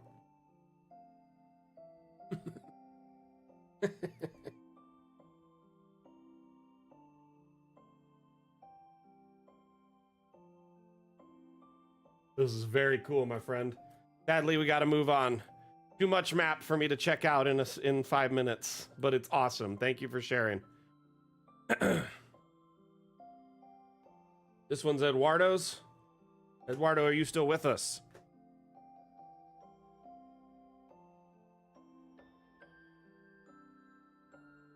More like the bank sending out notices saying you owe them, or they're gonna take your stuff, right? Gotcha. Okay, Eduardo, glad you're still here. We're gonna be checking out your map next. The map maker that this one was Lord Rev, who made this one here, and he actually is a commission map maker and has a Patreon and stuff. Very, very talented map maker. Honestly, you've been spitting out some fire maps lately, by the way, Rev. Keep up the good work, my friend. Oh, the software? It's Dungeon Alchemist. My name is Mac. I'm actually the community manager for Dungeon Alchemist. It's a tool that's available on Steam. We offer a free demo so you can try before you buy and test drive it on your computer. We just released an update on the 10th, so bear with us as we're kind of doing some hot fixes and patches to get things back to normal. But overall, Dungeon Alchemist's design and purpose is to make maps and gather like interactive screenshots or video to use as like handouts. And the maps are used in your tabletop games, primarily Dungeons and Dragons or Pathfinder, primarily a fantasy aesthetic. Though our maps actually do rather well with like Western, Eberron, so steampunk settings. I've seen like Victorian settings. And because we offer Steam Workshop support and the ability to import assets, 3D models, you can do anything in between. So there's people who have done sci-fi, cyberpunk, Fallout, etc., because they've used the tools of Dungeon Alchemist and the assets from the Steam Workshop.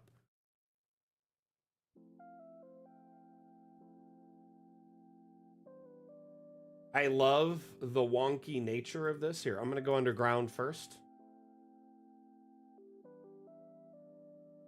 Got a couple floors down here. Quite a few, actually. Wanted to make sure I got them all.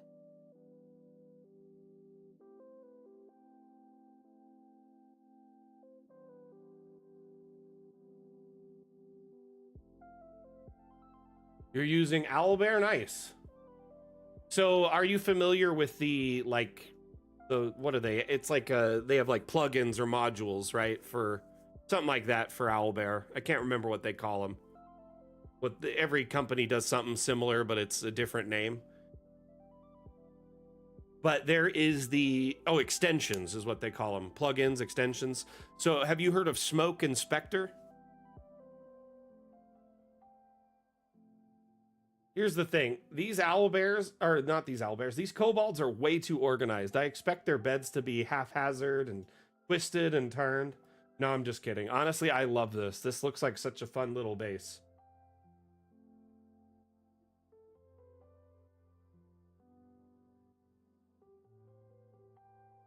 You can actually, do sci-fi right now.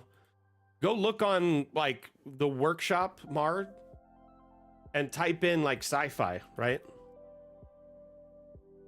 A few will pop up. You could download that map, and that gets you a bunch of assets in that theme, and you can start using those to make maps. But dozens, if not more, sci-fi maps have been shared on the workshop that work rather well.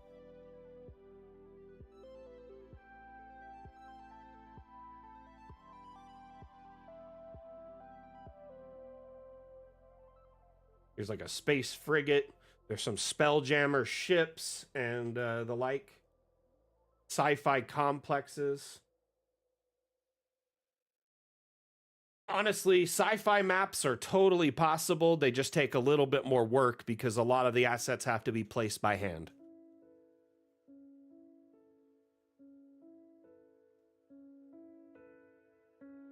So, Matt, one huge benefit of Dungeon Alchemist is the Steam Workshop support. Our community is incredibly awesome. They share their maps, they share their 3D models, and as a result of which, there is a massive repository of over 12,000 maps and almost nearly 10,000 assets last I checked. We're probably at 9,992. We'll hit 10,000 probably by the end of the day. So every day, more and more 3D models are shared, more maps are shared. So you can either just quickly download a map to use for your campaigns, or you can make edits to it if you want. Or you can download custom models and make a completely custom map from scratch that doesn't include anything stock except for the biome. So it's a very fun tool that gives you a lot of versatility. You can generate entire environments, generate rooms and fill them with the built-in room generation tools, or you can build everything by hand, so you can do things quickly and generate it, and save time, or you can build everything by hand and do intricate, detailed builds that waste tons of hours.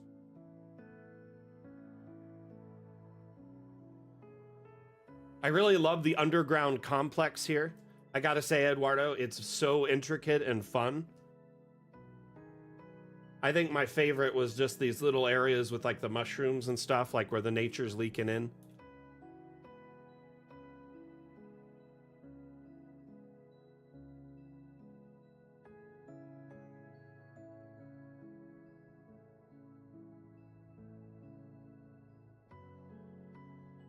Please do, Matt. Please do.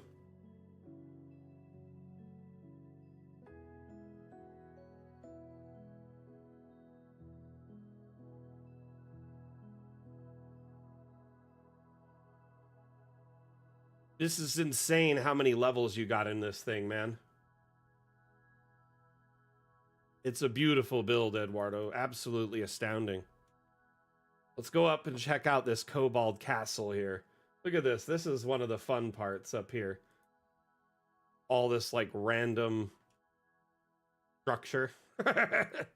You know how kobolds are? They'll just make it out of whatever.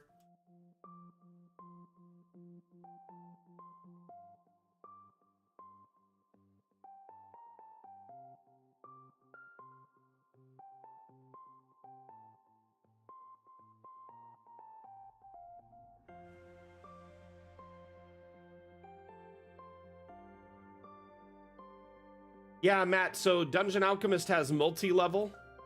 So you can build floors upon floors and have roofing and stuff like that. But essentially, this is... this structure here was like a custom-built structure that has many different levels to it.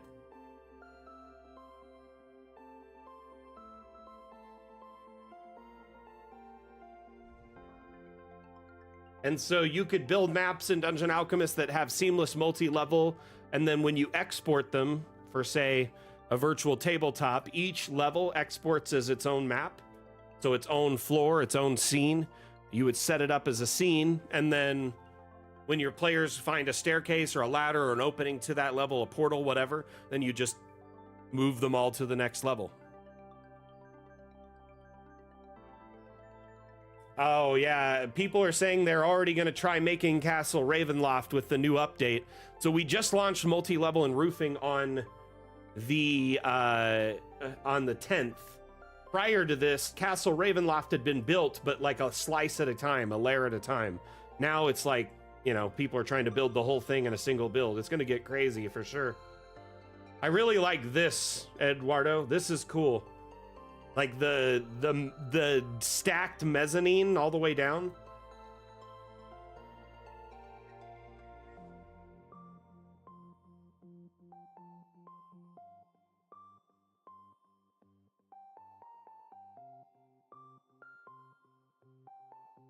The stables are really cool too, my friend. I like this.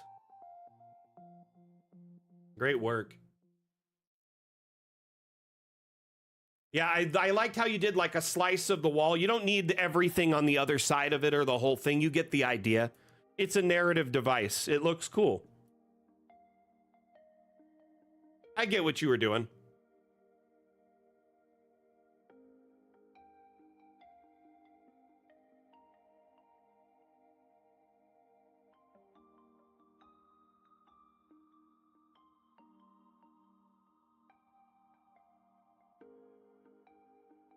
Yeah, I see that. So it looks like more of the wall going that direction. Smart. So you took pictures from inside to get that vibe.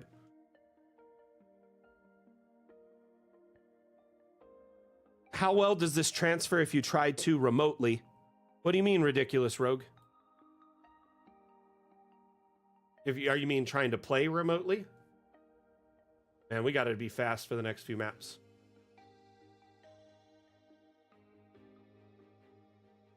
So Astray Darkblood, the size of a map you can make is almost entirely dependent on your computer specs. So the more powerful computer you have, the larger maps you can make. So if you have a machine that's kind of slower or less powerful, you probably want to avoid larger maps like villages. If you have a computer that's really powerful, you can probably handle multi-level, large, big, intricate villages, maps, etc. That being said, there are ways to make villages even with computers that aren't that powerful. It's called forced perspective. Essentially, you can download objects on the Steam Workshop that are houses, right? They're a full house in a single object. You can place them and shrink them down to really small and place a bunch of them by each other to make it seem like there's a really dense village that's really populated, especially when you're far away from it. So that's the forced perspective part. It feels like a big village when in reality, if you like turned on the grid, you would see you packing in like 10 homes inside of a square, which in D&D doesn't make much sense, but in a village or when you set it to a hex size, it makes more sense, right? This one made me laugh quite a bit.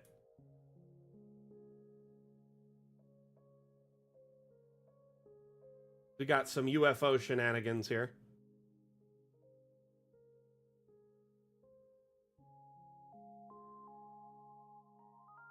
Some crop circles. Jim, so it reminded me of there's like a video game years ago, and you play as like an alien, and you like crash land on Earth, and you do like abductions like this, and you torture farmers and stuff, and avoid the government. I can't remember what the game is. Hey, see you later, Highland Lass. Thank you for being here. By the way, I really loved your map.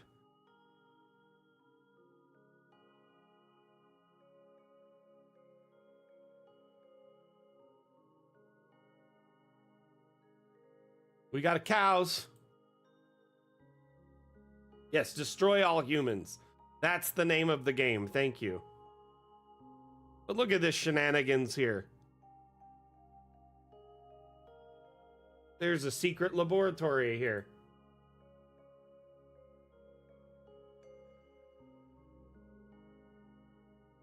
Looks like the mega cow is there.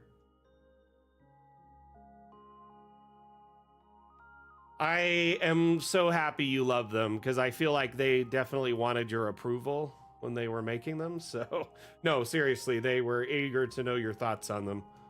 I wasn't saying that sarcastically. I meant it. Uh-oh.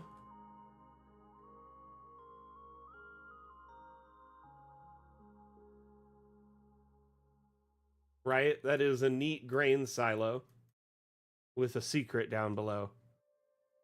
A place for the flying saucers to go land.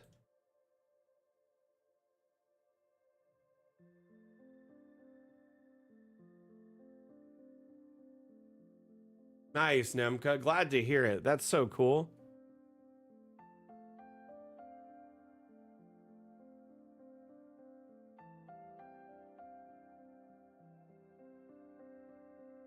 I really do like this structure, even though it's bare bones. It looks really nice.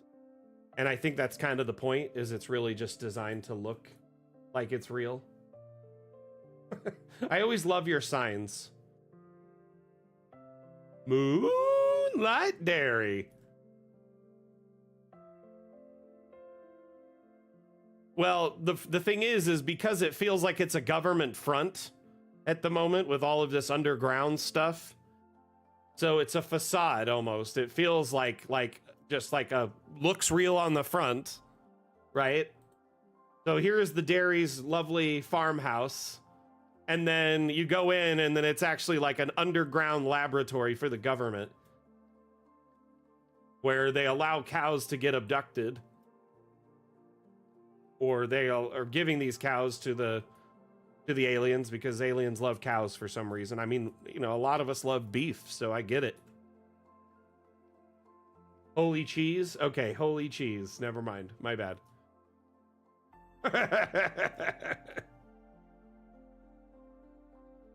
I don't blame them for wanting cheese. Cheese is dope. Sadly, we got to move on to another map. I'm going to have to pound through these really quick, like one after another. Boom, boom, boom, boom, boom. We'll be running a little bit late today, about 15 to 25 minutes late.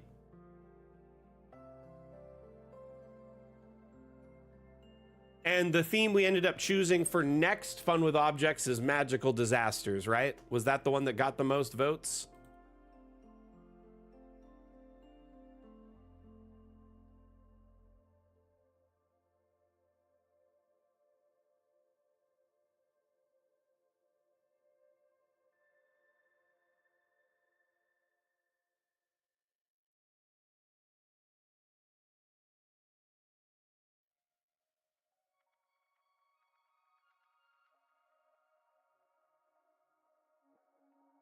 Honestly, magical disasters leaves it really open to a lot. You can do a lot with it. Quite a bit. Anything from large to small scale. It could be a little an explosion in a laboratory to, you know, a massive continental divide caused by, you know, some ancient lich being destroyed, you know, or whatever.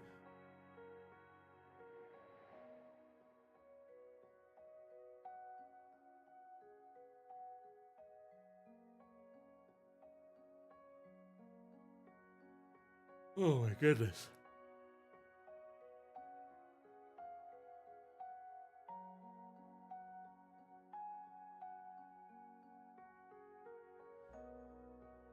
So this one, some of you may recognize the name if you are, you know, if you remember your Sword Coast glossary.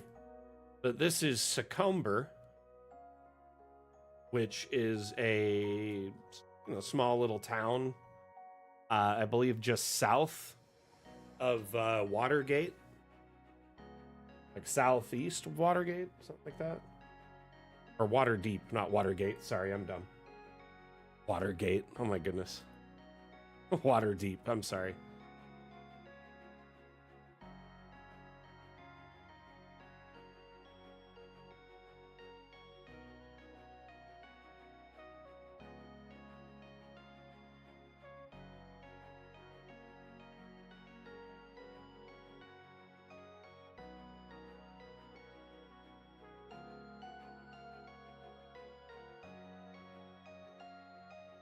Baldur's Deep.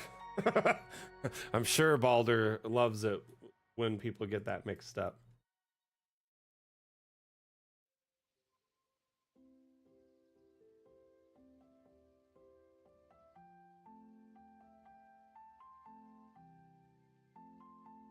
Oh, that's cool. I like how you did that. Ah, interesting.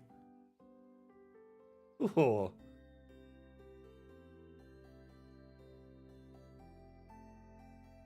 Yeah, I really honestly appreciate when people draw things, you know, not necessarily on grid or go perpendicular to the grid. So these are all objects. So they made like a full, you know, greenhouse where the light can get in everywhere using just these objects. So these are skylight cast iron and cupola cast iron. I think this was my favorite part right here, this little outdoor patio leading to all the little rooms at the inn.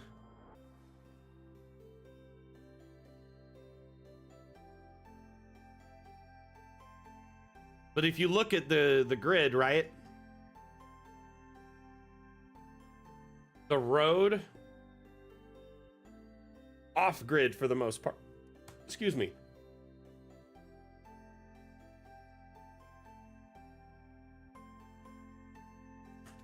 Getting hiccups.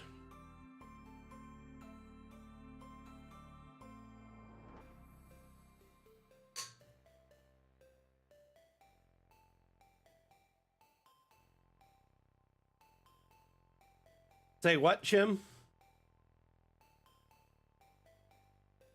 You talking about astrology or something like that?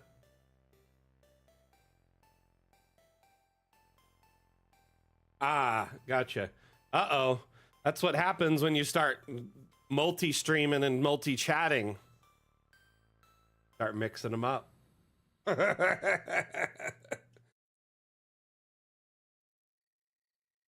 Yeah, floor-only rooms are a great way to make like nice structured roads, right? That seem like the town cares for them. There's so many floor types that lean so well into it. You know, the dirt floors, the stone. Yeah, there is some tea for sure. I feel like there's something we're not hearing. Jim's got to tell us now. I'm just kidding. Jim, fine, keep your secrets.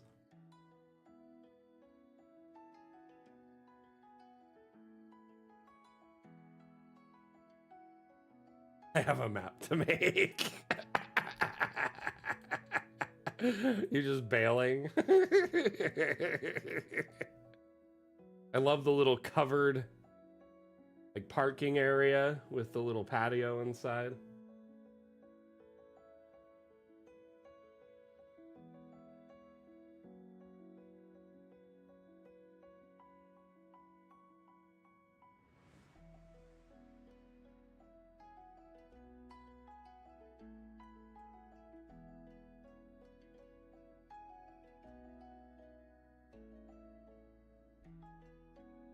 Chim's on one today. Let's just say that.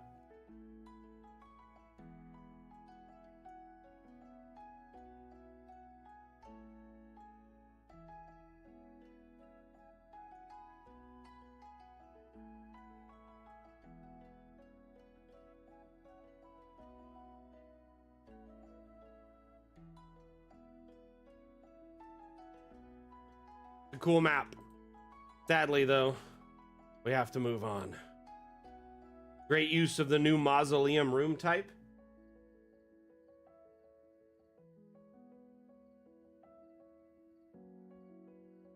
Make sure there's no... Okay, there's a little cellar back here with mushrooms.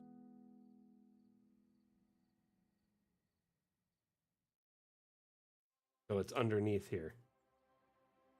Cellars are overtaking, or the mushroom, or the cellar's getting overtaken by mushrooms, it looks like. Interesting. Cool.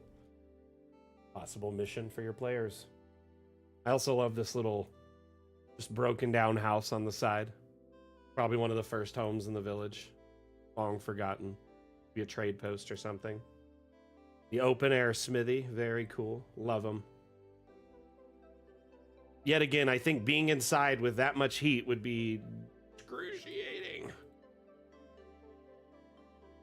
And then I very much love the farmland over here. With the scarecrows.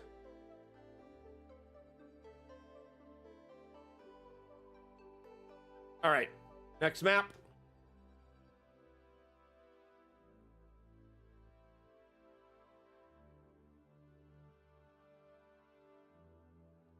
This one was so cute and quaint.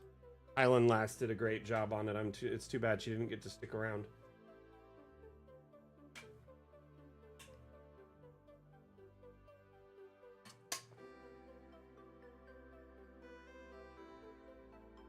I see an old friend of mine is lurking in chat. I don't want to call them out, but I just want to say hello. Appreciate you dropping by.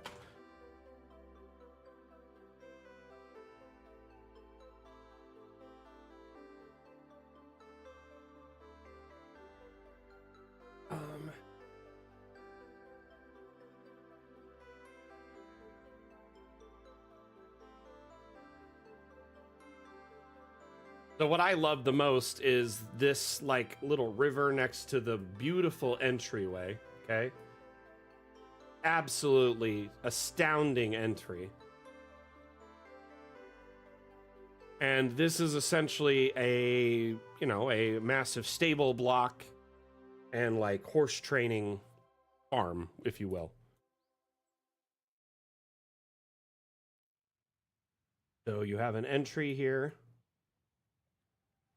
where you have all the different stables and food here. We got hay and other stuff here. Over here is the stagecoach, barrier.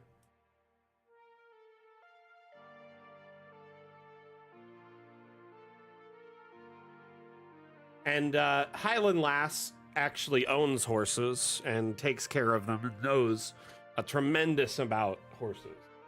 So I feel like she is got some insight when it comes to making these kind of spaces looking very like accurate, right?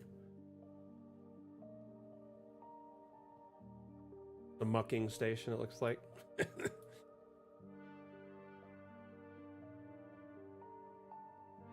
Yeah, she has spent an extended amount of time in stables, for sure. Little area upstairs to store hay, and then a drop hatch for it.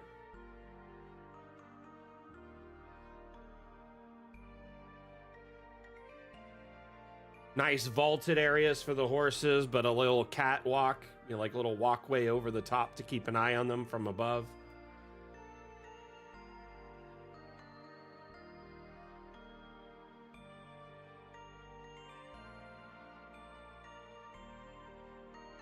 Yep, the geyser trick is reigning supreme right now, it looks like. Love it. Love it. Those are geysers right there, because geysers emit this smoke that you can turn on or off. And they're great for chimneys like this, because then you just have a steady flow of smoke.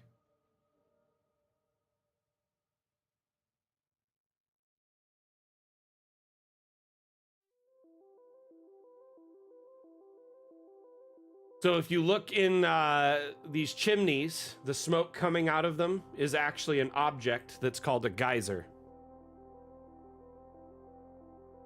So if you move this, this is a rock that normally sits on the ground when you spawn one.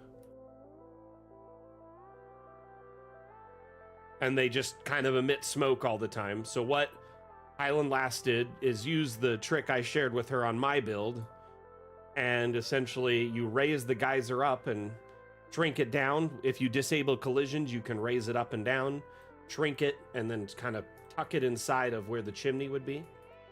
And then if you leave it on like that, it just pushes out smoke all day. Looks very cool.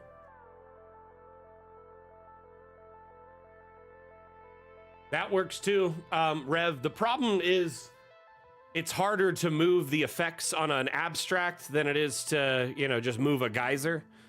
And also I've noticed the effects from the effect menu tend to be a lot more burdensome on the map as a whole than just a single object or two. But yes, your trick would work fine too. So another method is if you place an abstract object, right? Which is like these green tiles. You can place one like this, right? And then you could paint some smoke on it, right?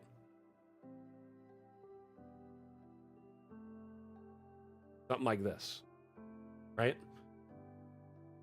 And you're probably thinking, Mac, how does that help me? Well, this green thing, you can insert an image into it. And so you can insert any image into it, even a blank image, i.e. nothing in the image. So I insert a blank PNG. A 1 pixel PNG is usually better because it uses less resources. But then you can just raise this smoke up. You can shrink it down. Just kind of hard because eventually you're going to lose track of that invisible object.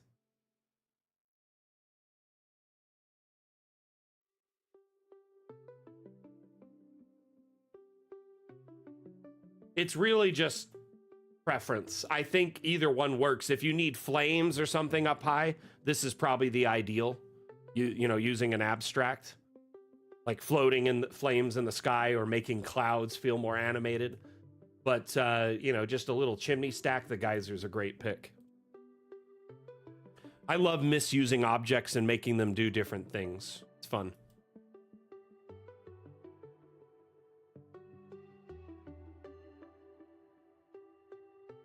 Nice, Mar. That's awesome. I love this courtyard from the top. It looks so good, doesn't it? All right, we gotta move on to the next map. We gotta move on to the next map. We already looked at the tower maze. That was the first one. We're gonna go to Lilandra's map next. Lilandra, are you still with us? The lovely Lilandra.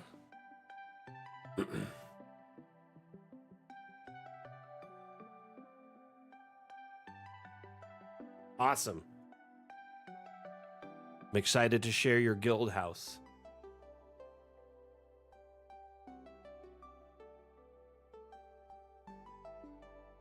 Oh my goodness. Ah.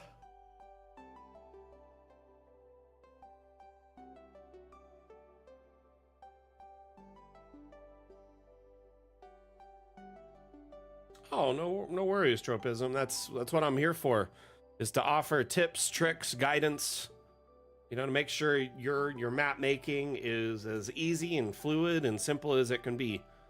I hate it when people are running into struggles, you know, and getting frustrated with Dungeon Alchemist. That's the opposite feeling you should be having. It should be fun, relaxing, cathartic, enjoyable across the board. So if you're ever like running into struggles or have questions, feel free to, you know, find me on the stream or ping me in Discord or spin up a support thread or a question thread. We're always around to offer assistance.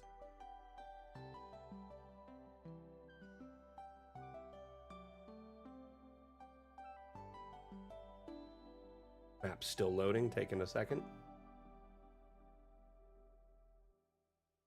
Fix the lighting right away.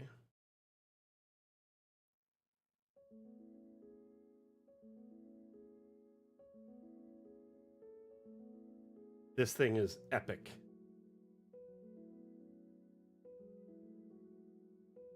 Get to the top. I loved the attic, by the way. This made me laugh.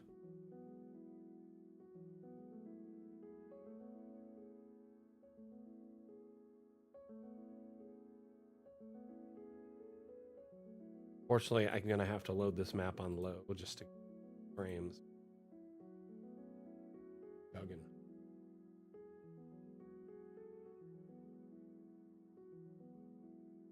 Yes. It is quite a massive building.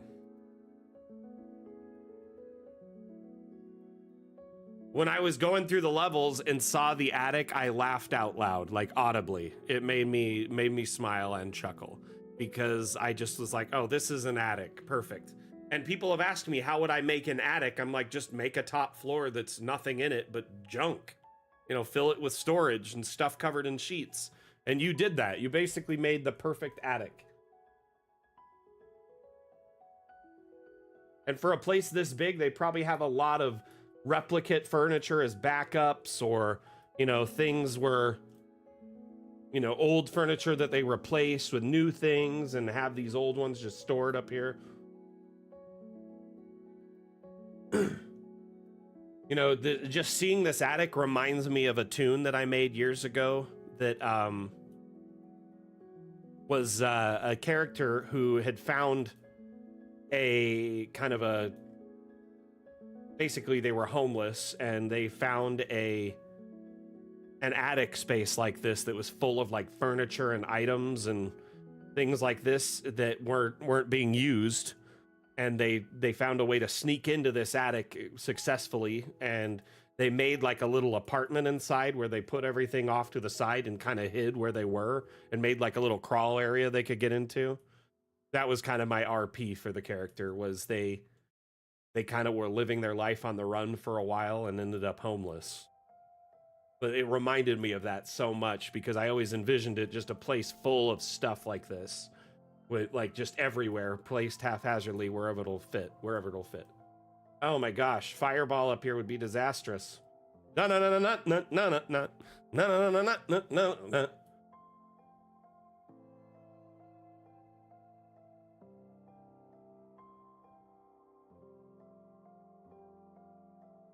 Or amazing, depending on, you know, who cast it.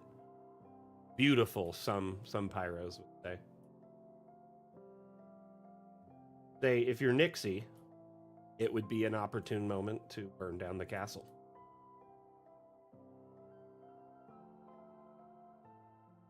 Nine levels, though. This thing is insane. Let's check out the greenhouse back here. Gotta lower it a few levels. And the frames just jump up as I drop. Ooh, I love the little water pool with the lilies. That's such a good idea. Oh, I love it.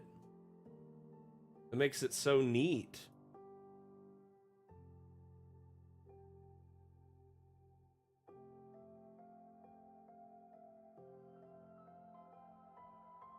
I love me a good greenhouse, and I think you did a good job with that. Like all the little separated spaces, and the glass catwalk was really clever. Sure, that took some time to do. This is very reminiscent of the caretaker's greenhouse on the in the ancient cemetery I'm building, which has just plants from all over different regions and realms. Yeah, I kind of had a feeling you got some inspiration from that, and I'm very, very happy you did. I love this, though, the deck. That is so cool. That's clever.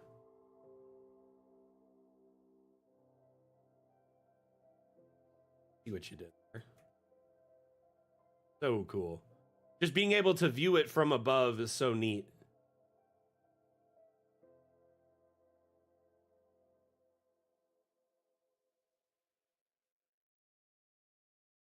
I imagine they're for disposing of people you don't care for.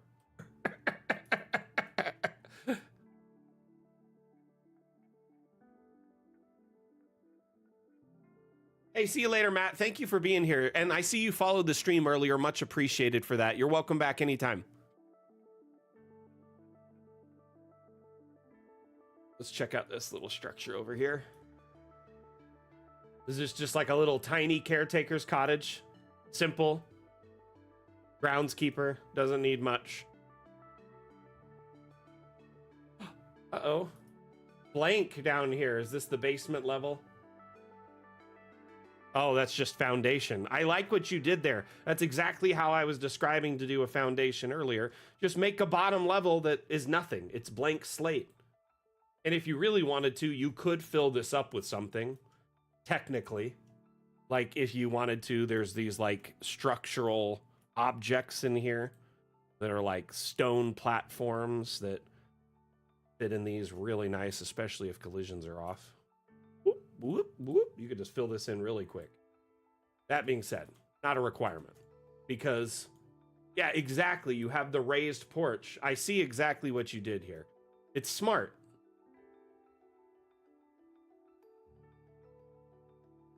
Clever. I love it. Okay. Holy cow. This is like the armory at the Orthanc. Isengard's armory. But yeah, that's a very clever way to get that extra level up. And oh my goodness, the little cellar. So cool.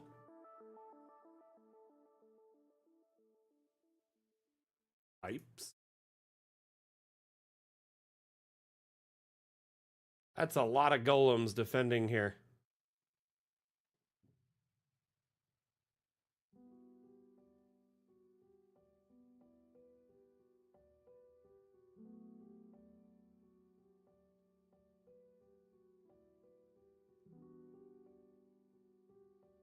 I like that you got the baby bell cheese over here. The wax cheese.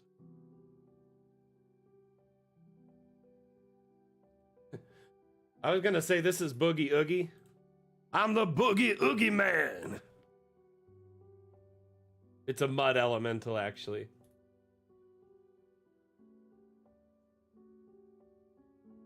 Hey, Lorenzo, thank you for those roses. Much appreciated. I'm the Boogie Oogie Man.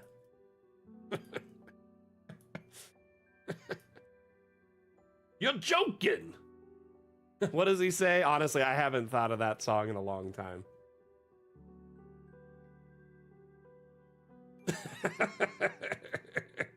Now I need to watch Nightmare Before Christmas again.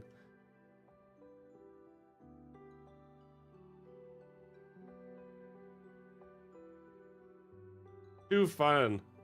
This is awesome.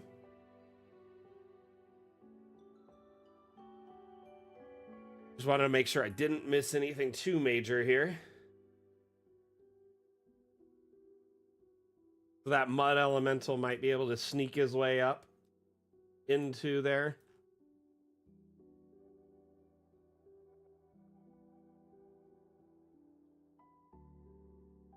That mirror is giving me a vibe. What is going on with that? That is awesome. All the clay golems here just waiting to jump out and attack. Goodness. Lilandra, how much time did you put into this map? Looks like someone's gonna sneak up.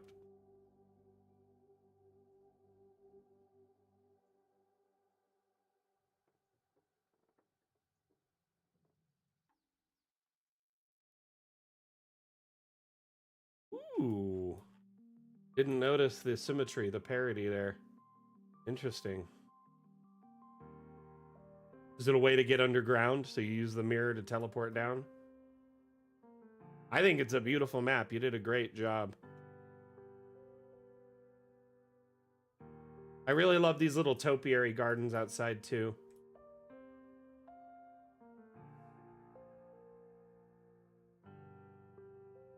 $25 hours, not bad. Thank you for sharing. Unfortunately, we got to move on to the next one. This big entry, though, that looks so iconic. So cool. Let's see here. We've got 2 maps left. We've got Blue Mage and Meerschweinsen. Meerschweinsen. Meerschweinsen. I hope I said that right. Sorry, I butchered that.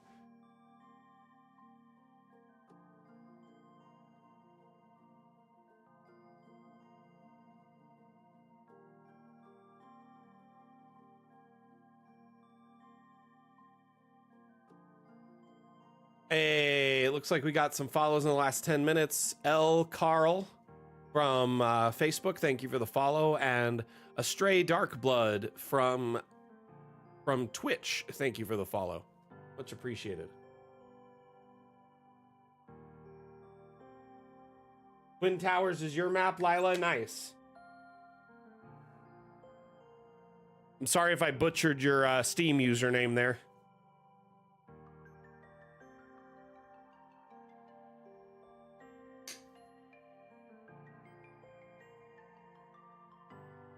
Throw unwanted guests in the cactus pit, right? That or into the Fey flower pit, because all the flowers are living and looks like something that you probably would see in the deep jungle that's like a carnivorous plant.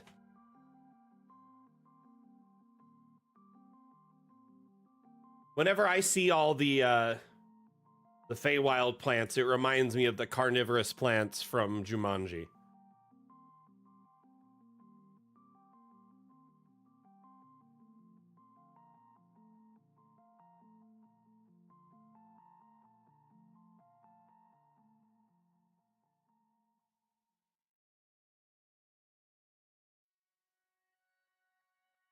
So I got to applaud the symmetry in this map. You put some serious effort into making things have this perfect balance to them, using the room shaping tool especially. That is tricky to do, I'm sure. So I applaud that first off, Mage.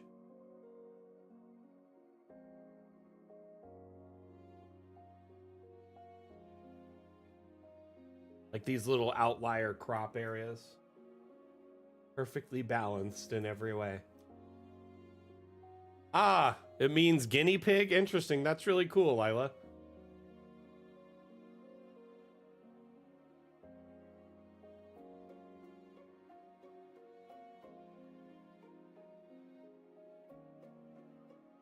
But I love like all these little like stair areas, you know, pedestals, if you will. Just a nice big open floor plan for this.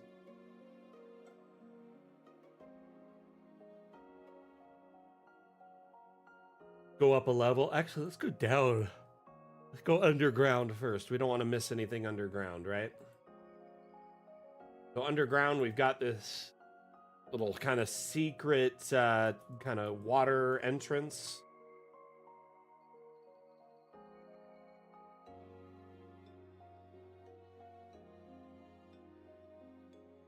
Of course, we need a wine cellar, right?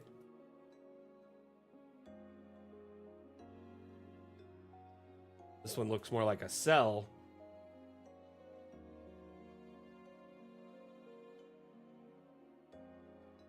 Oh, you know, just a lich or an apparition. No biggie.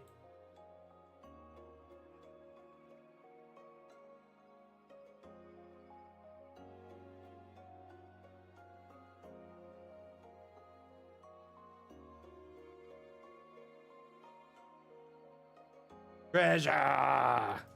Shiny! So much shiny in here. There we go. That's the glitter angle I was looking for.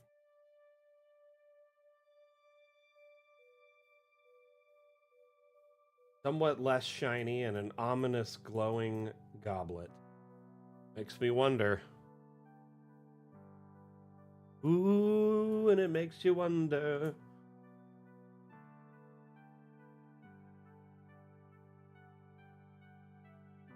Go up another level. This is where it started getting really crazy and intricate. I'm wondering how... Are those roof edges you did there? What are those little zigzags there? Those are cool. But honestly, the roofing shaping you did is so intricate. About 350.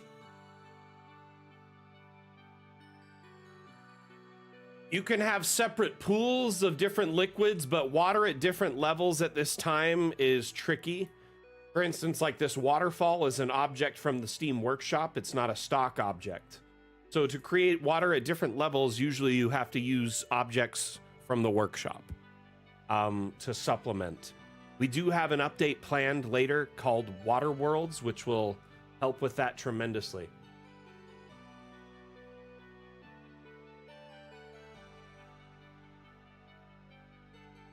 It's just like there's not a floor below that's that shape, so I'm wondering what the heck that is. Interesting. Definitely want to report that to the devs so they can take a look. After the stream, can you spin up a support thread for this? Take some pictures of this, share the map and stuff? Because they want to fix this kind of stuff. Technically, you can flood rooms already, Penumbra.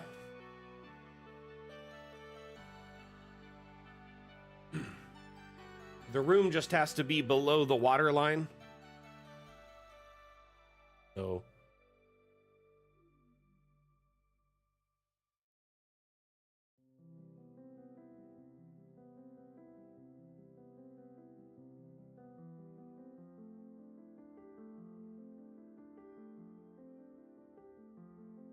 So if a room's generated below, you can have flooded cities and stuff like this. So when you're generating a room, it's always going to be above water level until you grab it and pull it down. Or when you're setting up the map, when you're creating a map, based on your room placement here. So water level is always like the lowest it'll default to. So you have to pull it below. Does that make sense?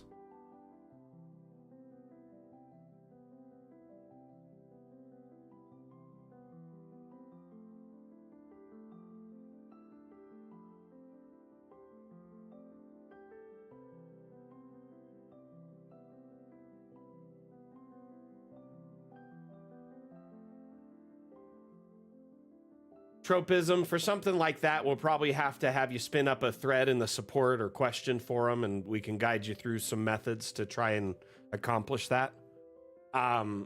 Mainly because we don't have much time left in the stream, and I'm trying to get through all the maps remaining. That said, there are some ways to approach it, some interesting workarounds that have been used by our community, using mostly objects or things from the workshop. Because objects can be placed at any height if their collisions are disabled.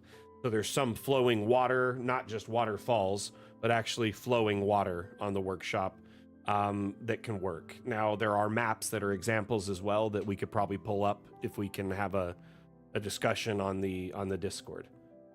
But if you just type like water, for instance, pull up a lot, not just waterfalls. There's smudges, running currents, water spludges.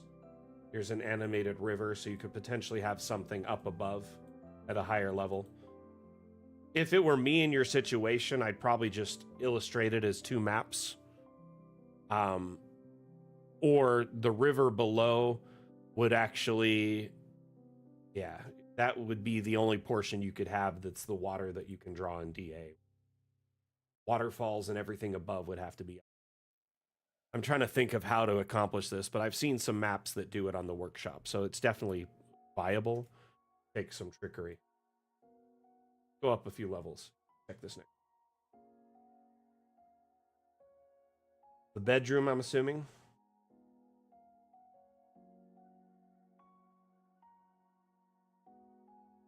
Y'all always don't put the banisters here. I'm always wondering, you trust your people too much not to walk off. My wizard would fall and die.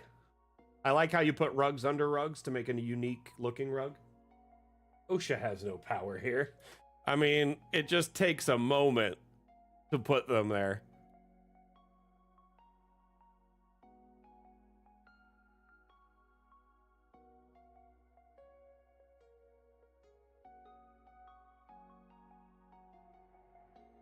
Banistered.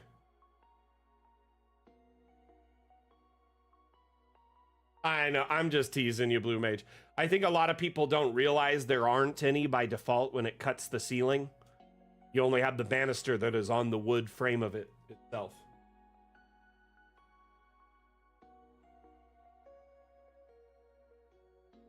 Penumbra, yeah, I'm hoping that helps you out though. But as long as you could do like a whole flooded village if you wanted to, technically.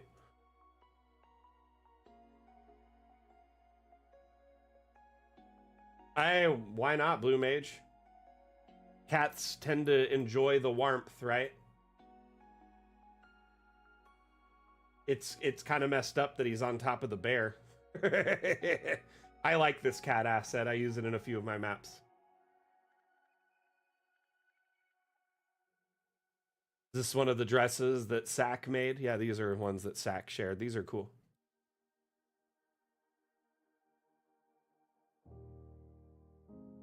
Oh, accidentally did levels.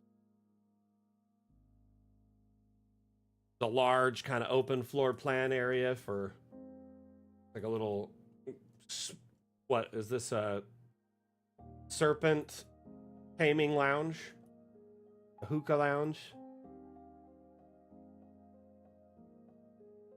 Yeah, plus and minus jumps between the layers, or you can click the up and down arrow in the new UI widget over here for the levels. Flex. So either or. See, look, you're missing banisters there again. Blue Mage. I'm just kidding. That's just whatever the AI put on the table. So that means it's actually not AI at all. It would be a variant. So it was pre-created by one of our teams to have that stuff on it. So whenever you find an item that's pre-decorated in Dungeon Alchemist, like this table, for instance, this was decorated by a staff member by hand. And if you press tab, it shifts through the variants that are available for that object. So you can quickly shift through it before you place it to get a different version. Orca people, nice.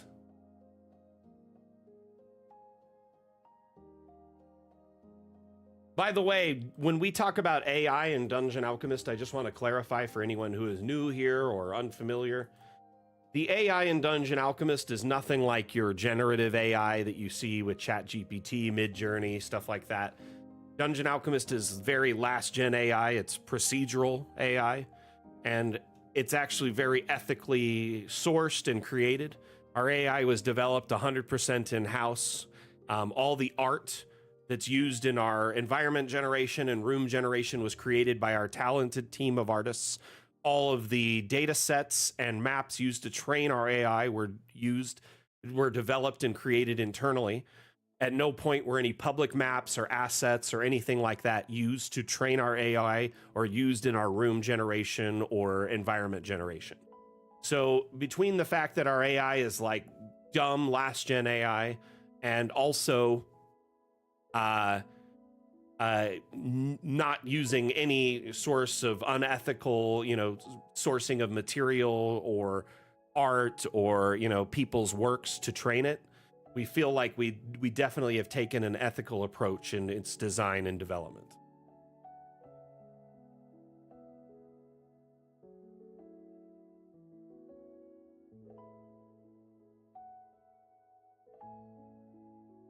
We do have 2 water-based updates planned for the future. Water worlds and high seas will be addressed in the future. And both of those should allow for that, allow for more water-based, functionality. Water worlds, I imagine, will tackle water-based effects, water at different levels, things like that. And then high seas will focus on, you know, coastal areas, islands, oceans. Also, I imagine space and airships and, you know, skies, stuff like that. I love the verticality in this, my friend. And also, I just love all the random roofing you got out of it by just messing with the shapes of the floors.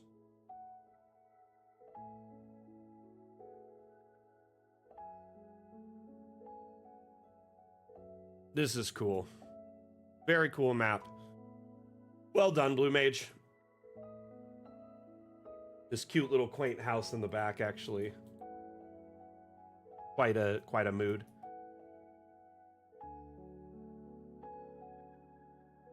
It just looks like the water is summoned from the tower, like there's some sort of arcane device in it that generates the water or pulls it from some other plane and brings it here, right?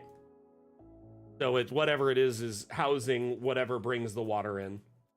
The astral pump or whatever it is, you know?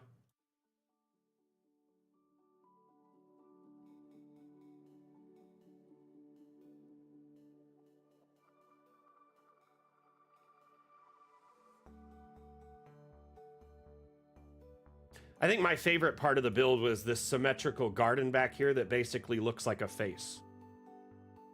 If you look at it, this looks like Bart's eyes.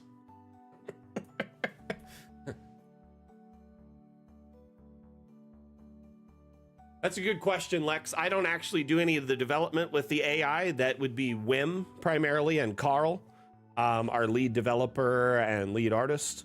They train the AI and, you know, give it logic, if you will, to make sense when it's generating rooms, so it will fill it with things and in a way that makes sense, right? That being said, I do know that what I have said so far is that it's like a last gen AI, procedural based instead of generative based. And because it's procedural based, it's kind of dumber. It's you know, but it doesn't make guesses and assumptions like a generative AI would. It does based on what data it's been given. You know what I mean?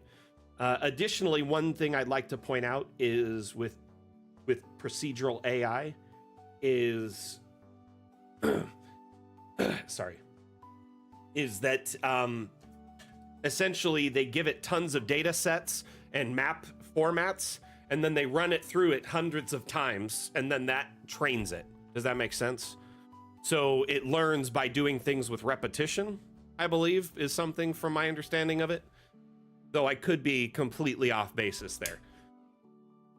Oh! Now, one neat thing about our you know, procedural AI, because its sole focus is in environmental and room generation, i.e. map generation, it seems to excel at it. You know, instead of being like what's the phrase where you were like a jack of all trades but a master of none, you know?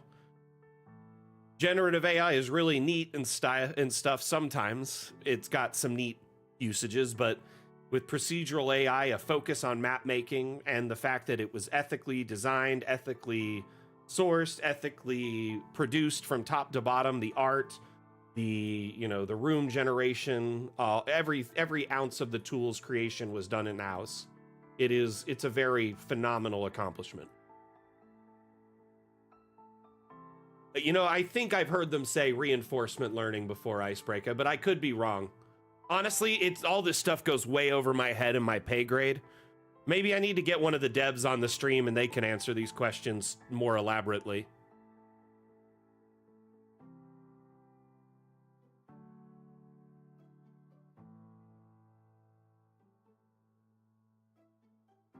Oh, Lex, actually, yeah, I may have misunderstood your question. Did you mean how long does it take to learn the new like room generation stuff? It takes moments. Essentially, generating a room on top of a room is easy. Say you have the first level, you generate the room, right? This is a rather big map, so it's going to take a moment. Sorry. Got lots of stuff on it. Once it generates this first floor, you just go up a level, right? By pressing up arrow or plus, and then you can draw another floor right on top of this one. It could be the same shape, or you can reshape it to be like a cool little wonky diagonal piece on top or something like that. And then every time you generate a new floor, you have a new, roofing of pieces on the sides and then the new floor above. So it's as simple as drawing a room on top of a room. It's very straightforward.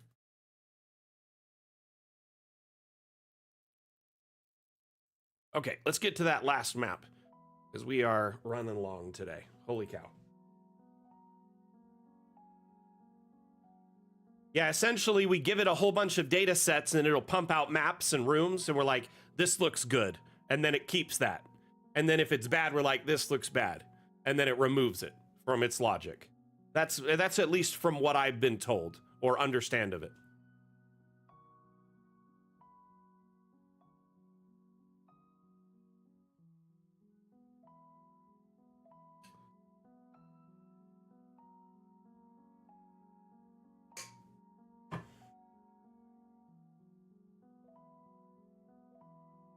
Yet again, though, like I said, because I'm not on the development team and those people are essentially wizards compared to me when it comes to this stuff, I could be completely off basis.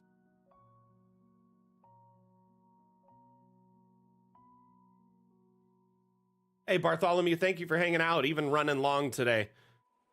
Appreciate every one of you staying here. We're running 40 minutes long today and y'all are still hanging out. Thank you so much. We had a lot of entries for the Dam Challenge, and also I looked at the first entry for way too long. It was like 40 minutes instead of 20, 30. Got to start it off slow. So that was my bad.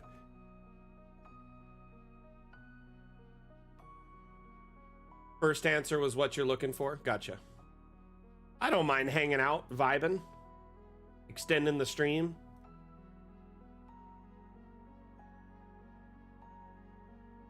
Cool.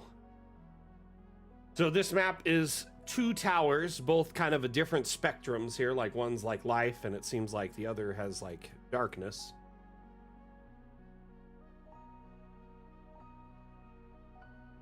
Watch as we scale up. This is your map, Lila, right? And I love that you connected the towers. People are always asking me, can you do like a bridge between 2 buildings? Yep. Yup.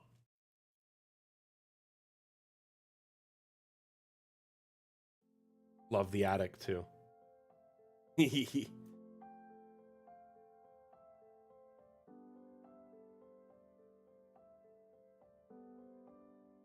Oh man, I'm sure that ivy took some time, huh?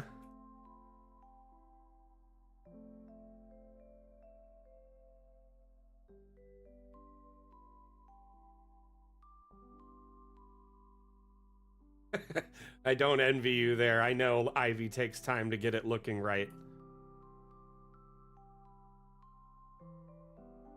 Wish we had more ivy shapes.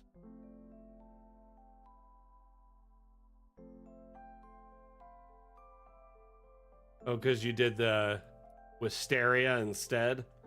Goodness.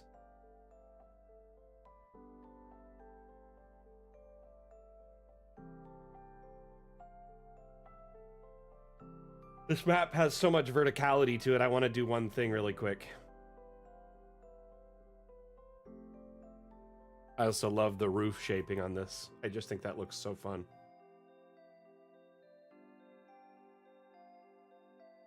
Drop a token. We'll click the icon. Take a look at it from this level. Holy Nikes. Really puts it into perspective. Yeah, we need more ivy shapes for sure, because then it would break up the monotony.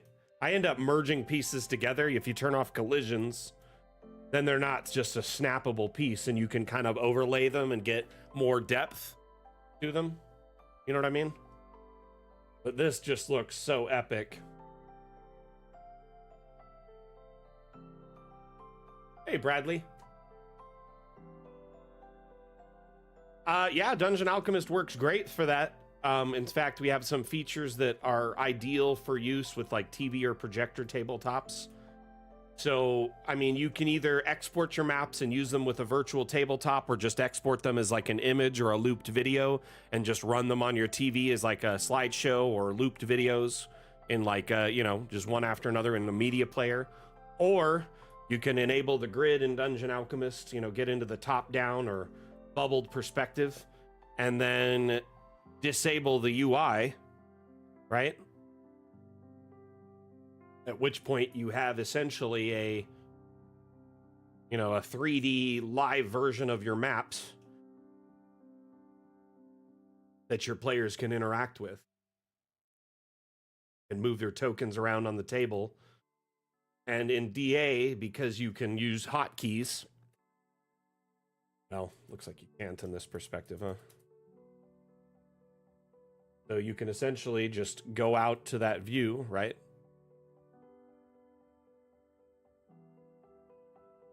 Hide user interface there. And then you've got like a play space for them.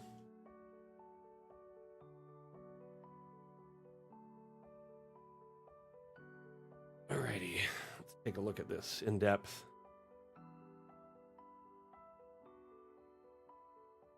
Like this little witch is high over here on the side. Oh. Secret underground area.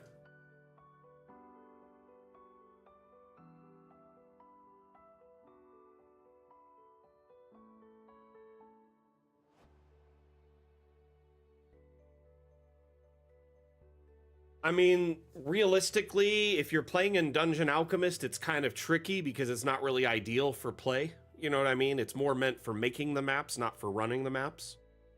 So you would either have to come up with like a novel solution. Because you're projecting, you can't put something over the table like a sheet or like cotton puffs to be clouds or something. That's usually what people with TV tabletops do.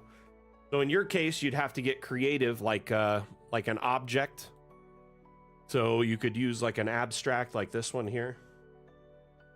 You disable collisions, right? You could size this over an entire area, for instance. Raise it up above the floor line. Cover this entire area and then just change it to like a black color. Or you can actually insert an image of a solid black.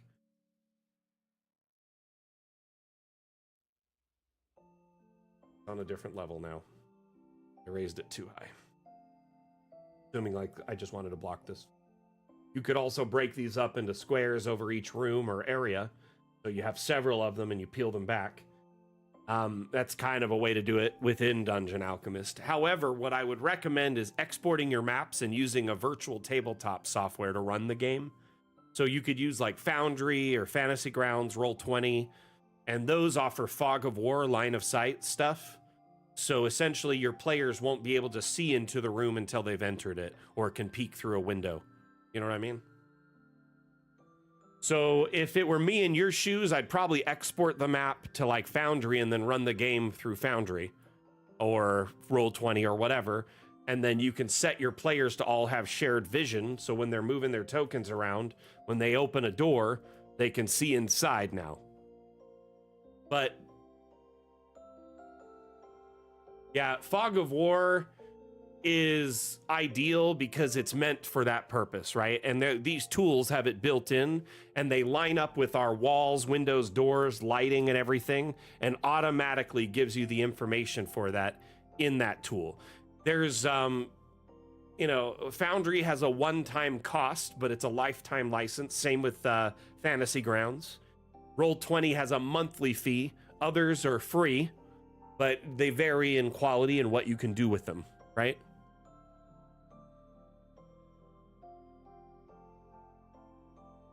Paul, there is no intention to add conversion from legacy maps to new.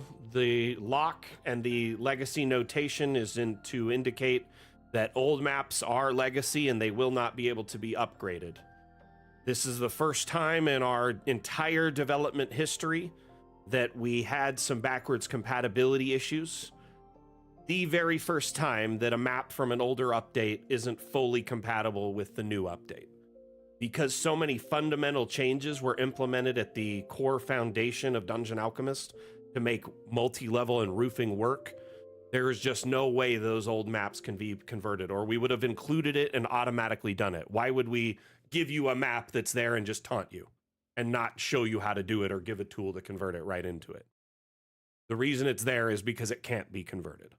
So if it were me in your shoes, if you want multi-level on an old map, the best way to approach it, first export the old map as an image. So you have an image, make sure you notate the size of the map, i.e. its square count, width by height, generate a new map at the same size, and then bring the image into the tracing layer. Put that image in, it'll match 1-to-1, and then you can start copying the map, at least on that level. And then you can add your multi-level implements to it as you need to from then on out. Hotkey for up down is plus or minus, or you can just click the up down arrows on the widget.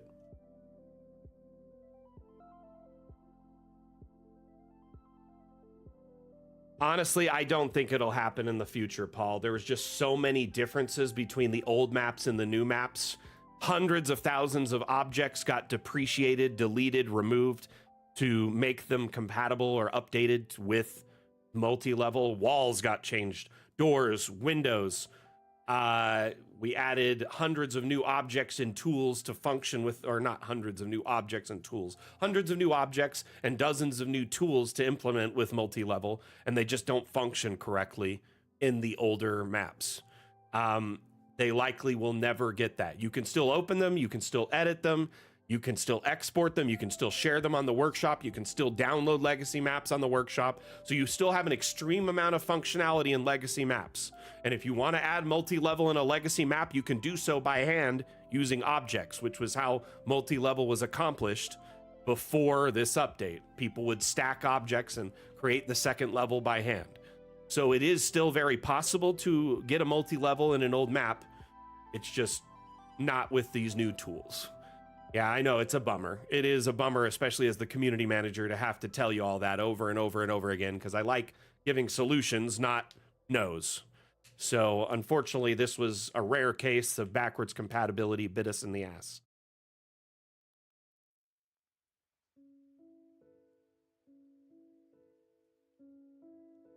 And it is actually very cool that you can still access all of the old maps that were shared on the workshop. It would have been a shame if the 10,000 plus maps were just deleted because now we have multi-level.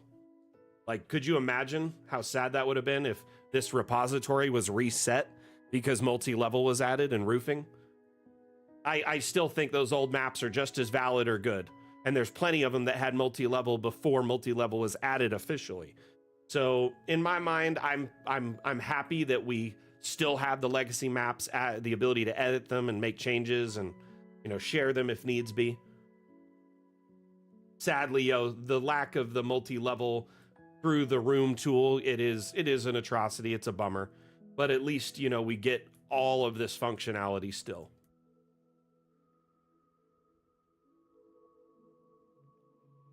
Is there a max lower or top level? As much as your computer can handle, Lex. Keep in mind, you start adding levels, that's like a whole new map, right? So your base map, 36 by 51. You go down another level, that's another 36 by 51. You go up another level, that's another 36 by 51. And they're all pancaked on top of each other, like 3D printed layers, right? So it can start overburdening your computer if you have tons and tons of layers. So just kind of feel it out and build and test it and see where your computer starts feeling clunky. And maybe for now, that might be a good place to call it. I love all the details in all of these rooms, and just like there's so much space to explore in this. Love the little sigils on the door. Looks like people's got like arcane locks or booby traps and stuff.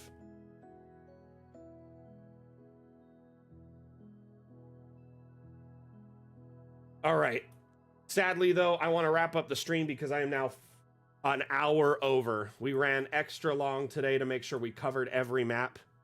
So many cool entries in the damn challenge. Thank you everyone for participating. Lila, really loved your map, and honestly, seriously, great work in kind of doing the contrast, you know, dark meets light and having them meet in the middle. Very cool. Bradley, you want to join the Discord, but you're not sure how? Bradley, do you already have a Discord account?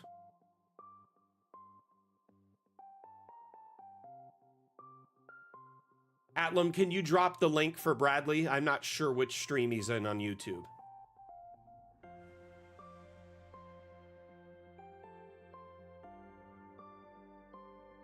So if you already have a Discord account, my mod Atlam will be dropping you a link shortly that will allow you to, if you click that link, you follow that link or copy and paste it into your browser and follow it, and then you can join our Discord from that. Okay? Yeah, no worries, my friend. We actually have an event section in our Discord, and it has all the upcoming streams in there listed as like upcoming events on our calendar. You can click interested on them, and that essentially gives you an alert when they go live. So if you like today's stream, this goes for everyone watching. If you enjoyed the stream and you want to catch future streams, make sure you check out our events section in our Discord and click interested on the individual events so you get a reminder when we go live in the future. Our next stream is Monday, which is Mapmaker Monday.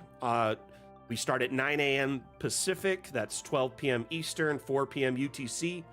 Run for about 2.5 hours. I'm building a massive ancient cemetery that is weird. None of my recent maps are updating. Interesting. I opened tons today.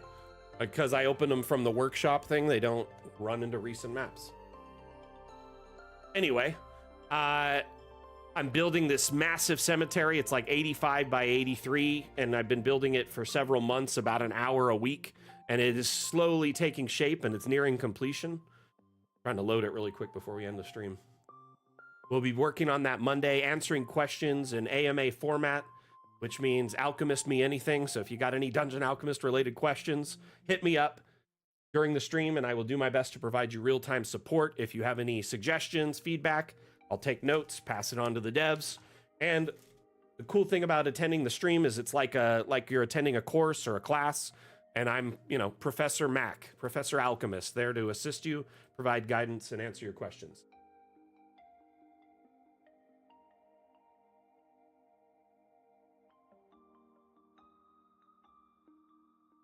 TikTok, thank you for all the likes today. Y'all are insane. Much appreciated for the love.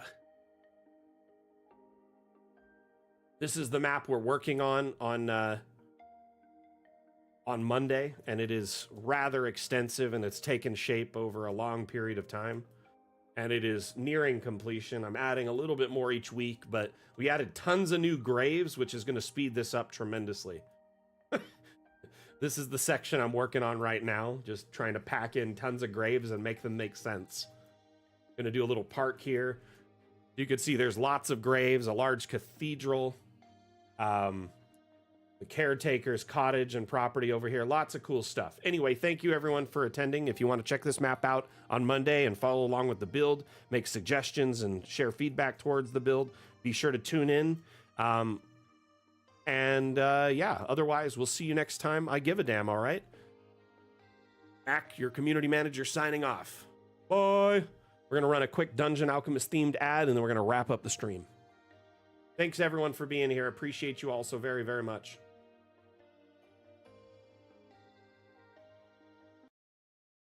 But can it handle curves? But can it handle curves? But can it handle curves? But can it handle curves? Dungeon Alchemist, the AI-powered map-making application for role-playing games, now comes with both round and diagonal walls. Create amazing professional maps for your players in seconds. Get it now on the Steam store. All right, everyone. We'll see you later. Thank you for tuning in. Mac out. Bye.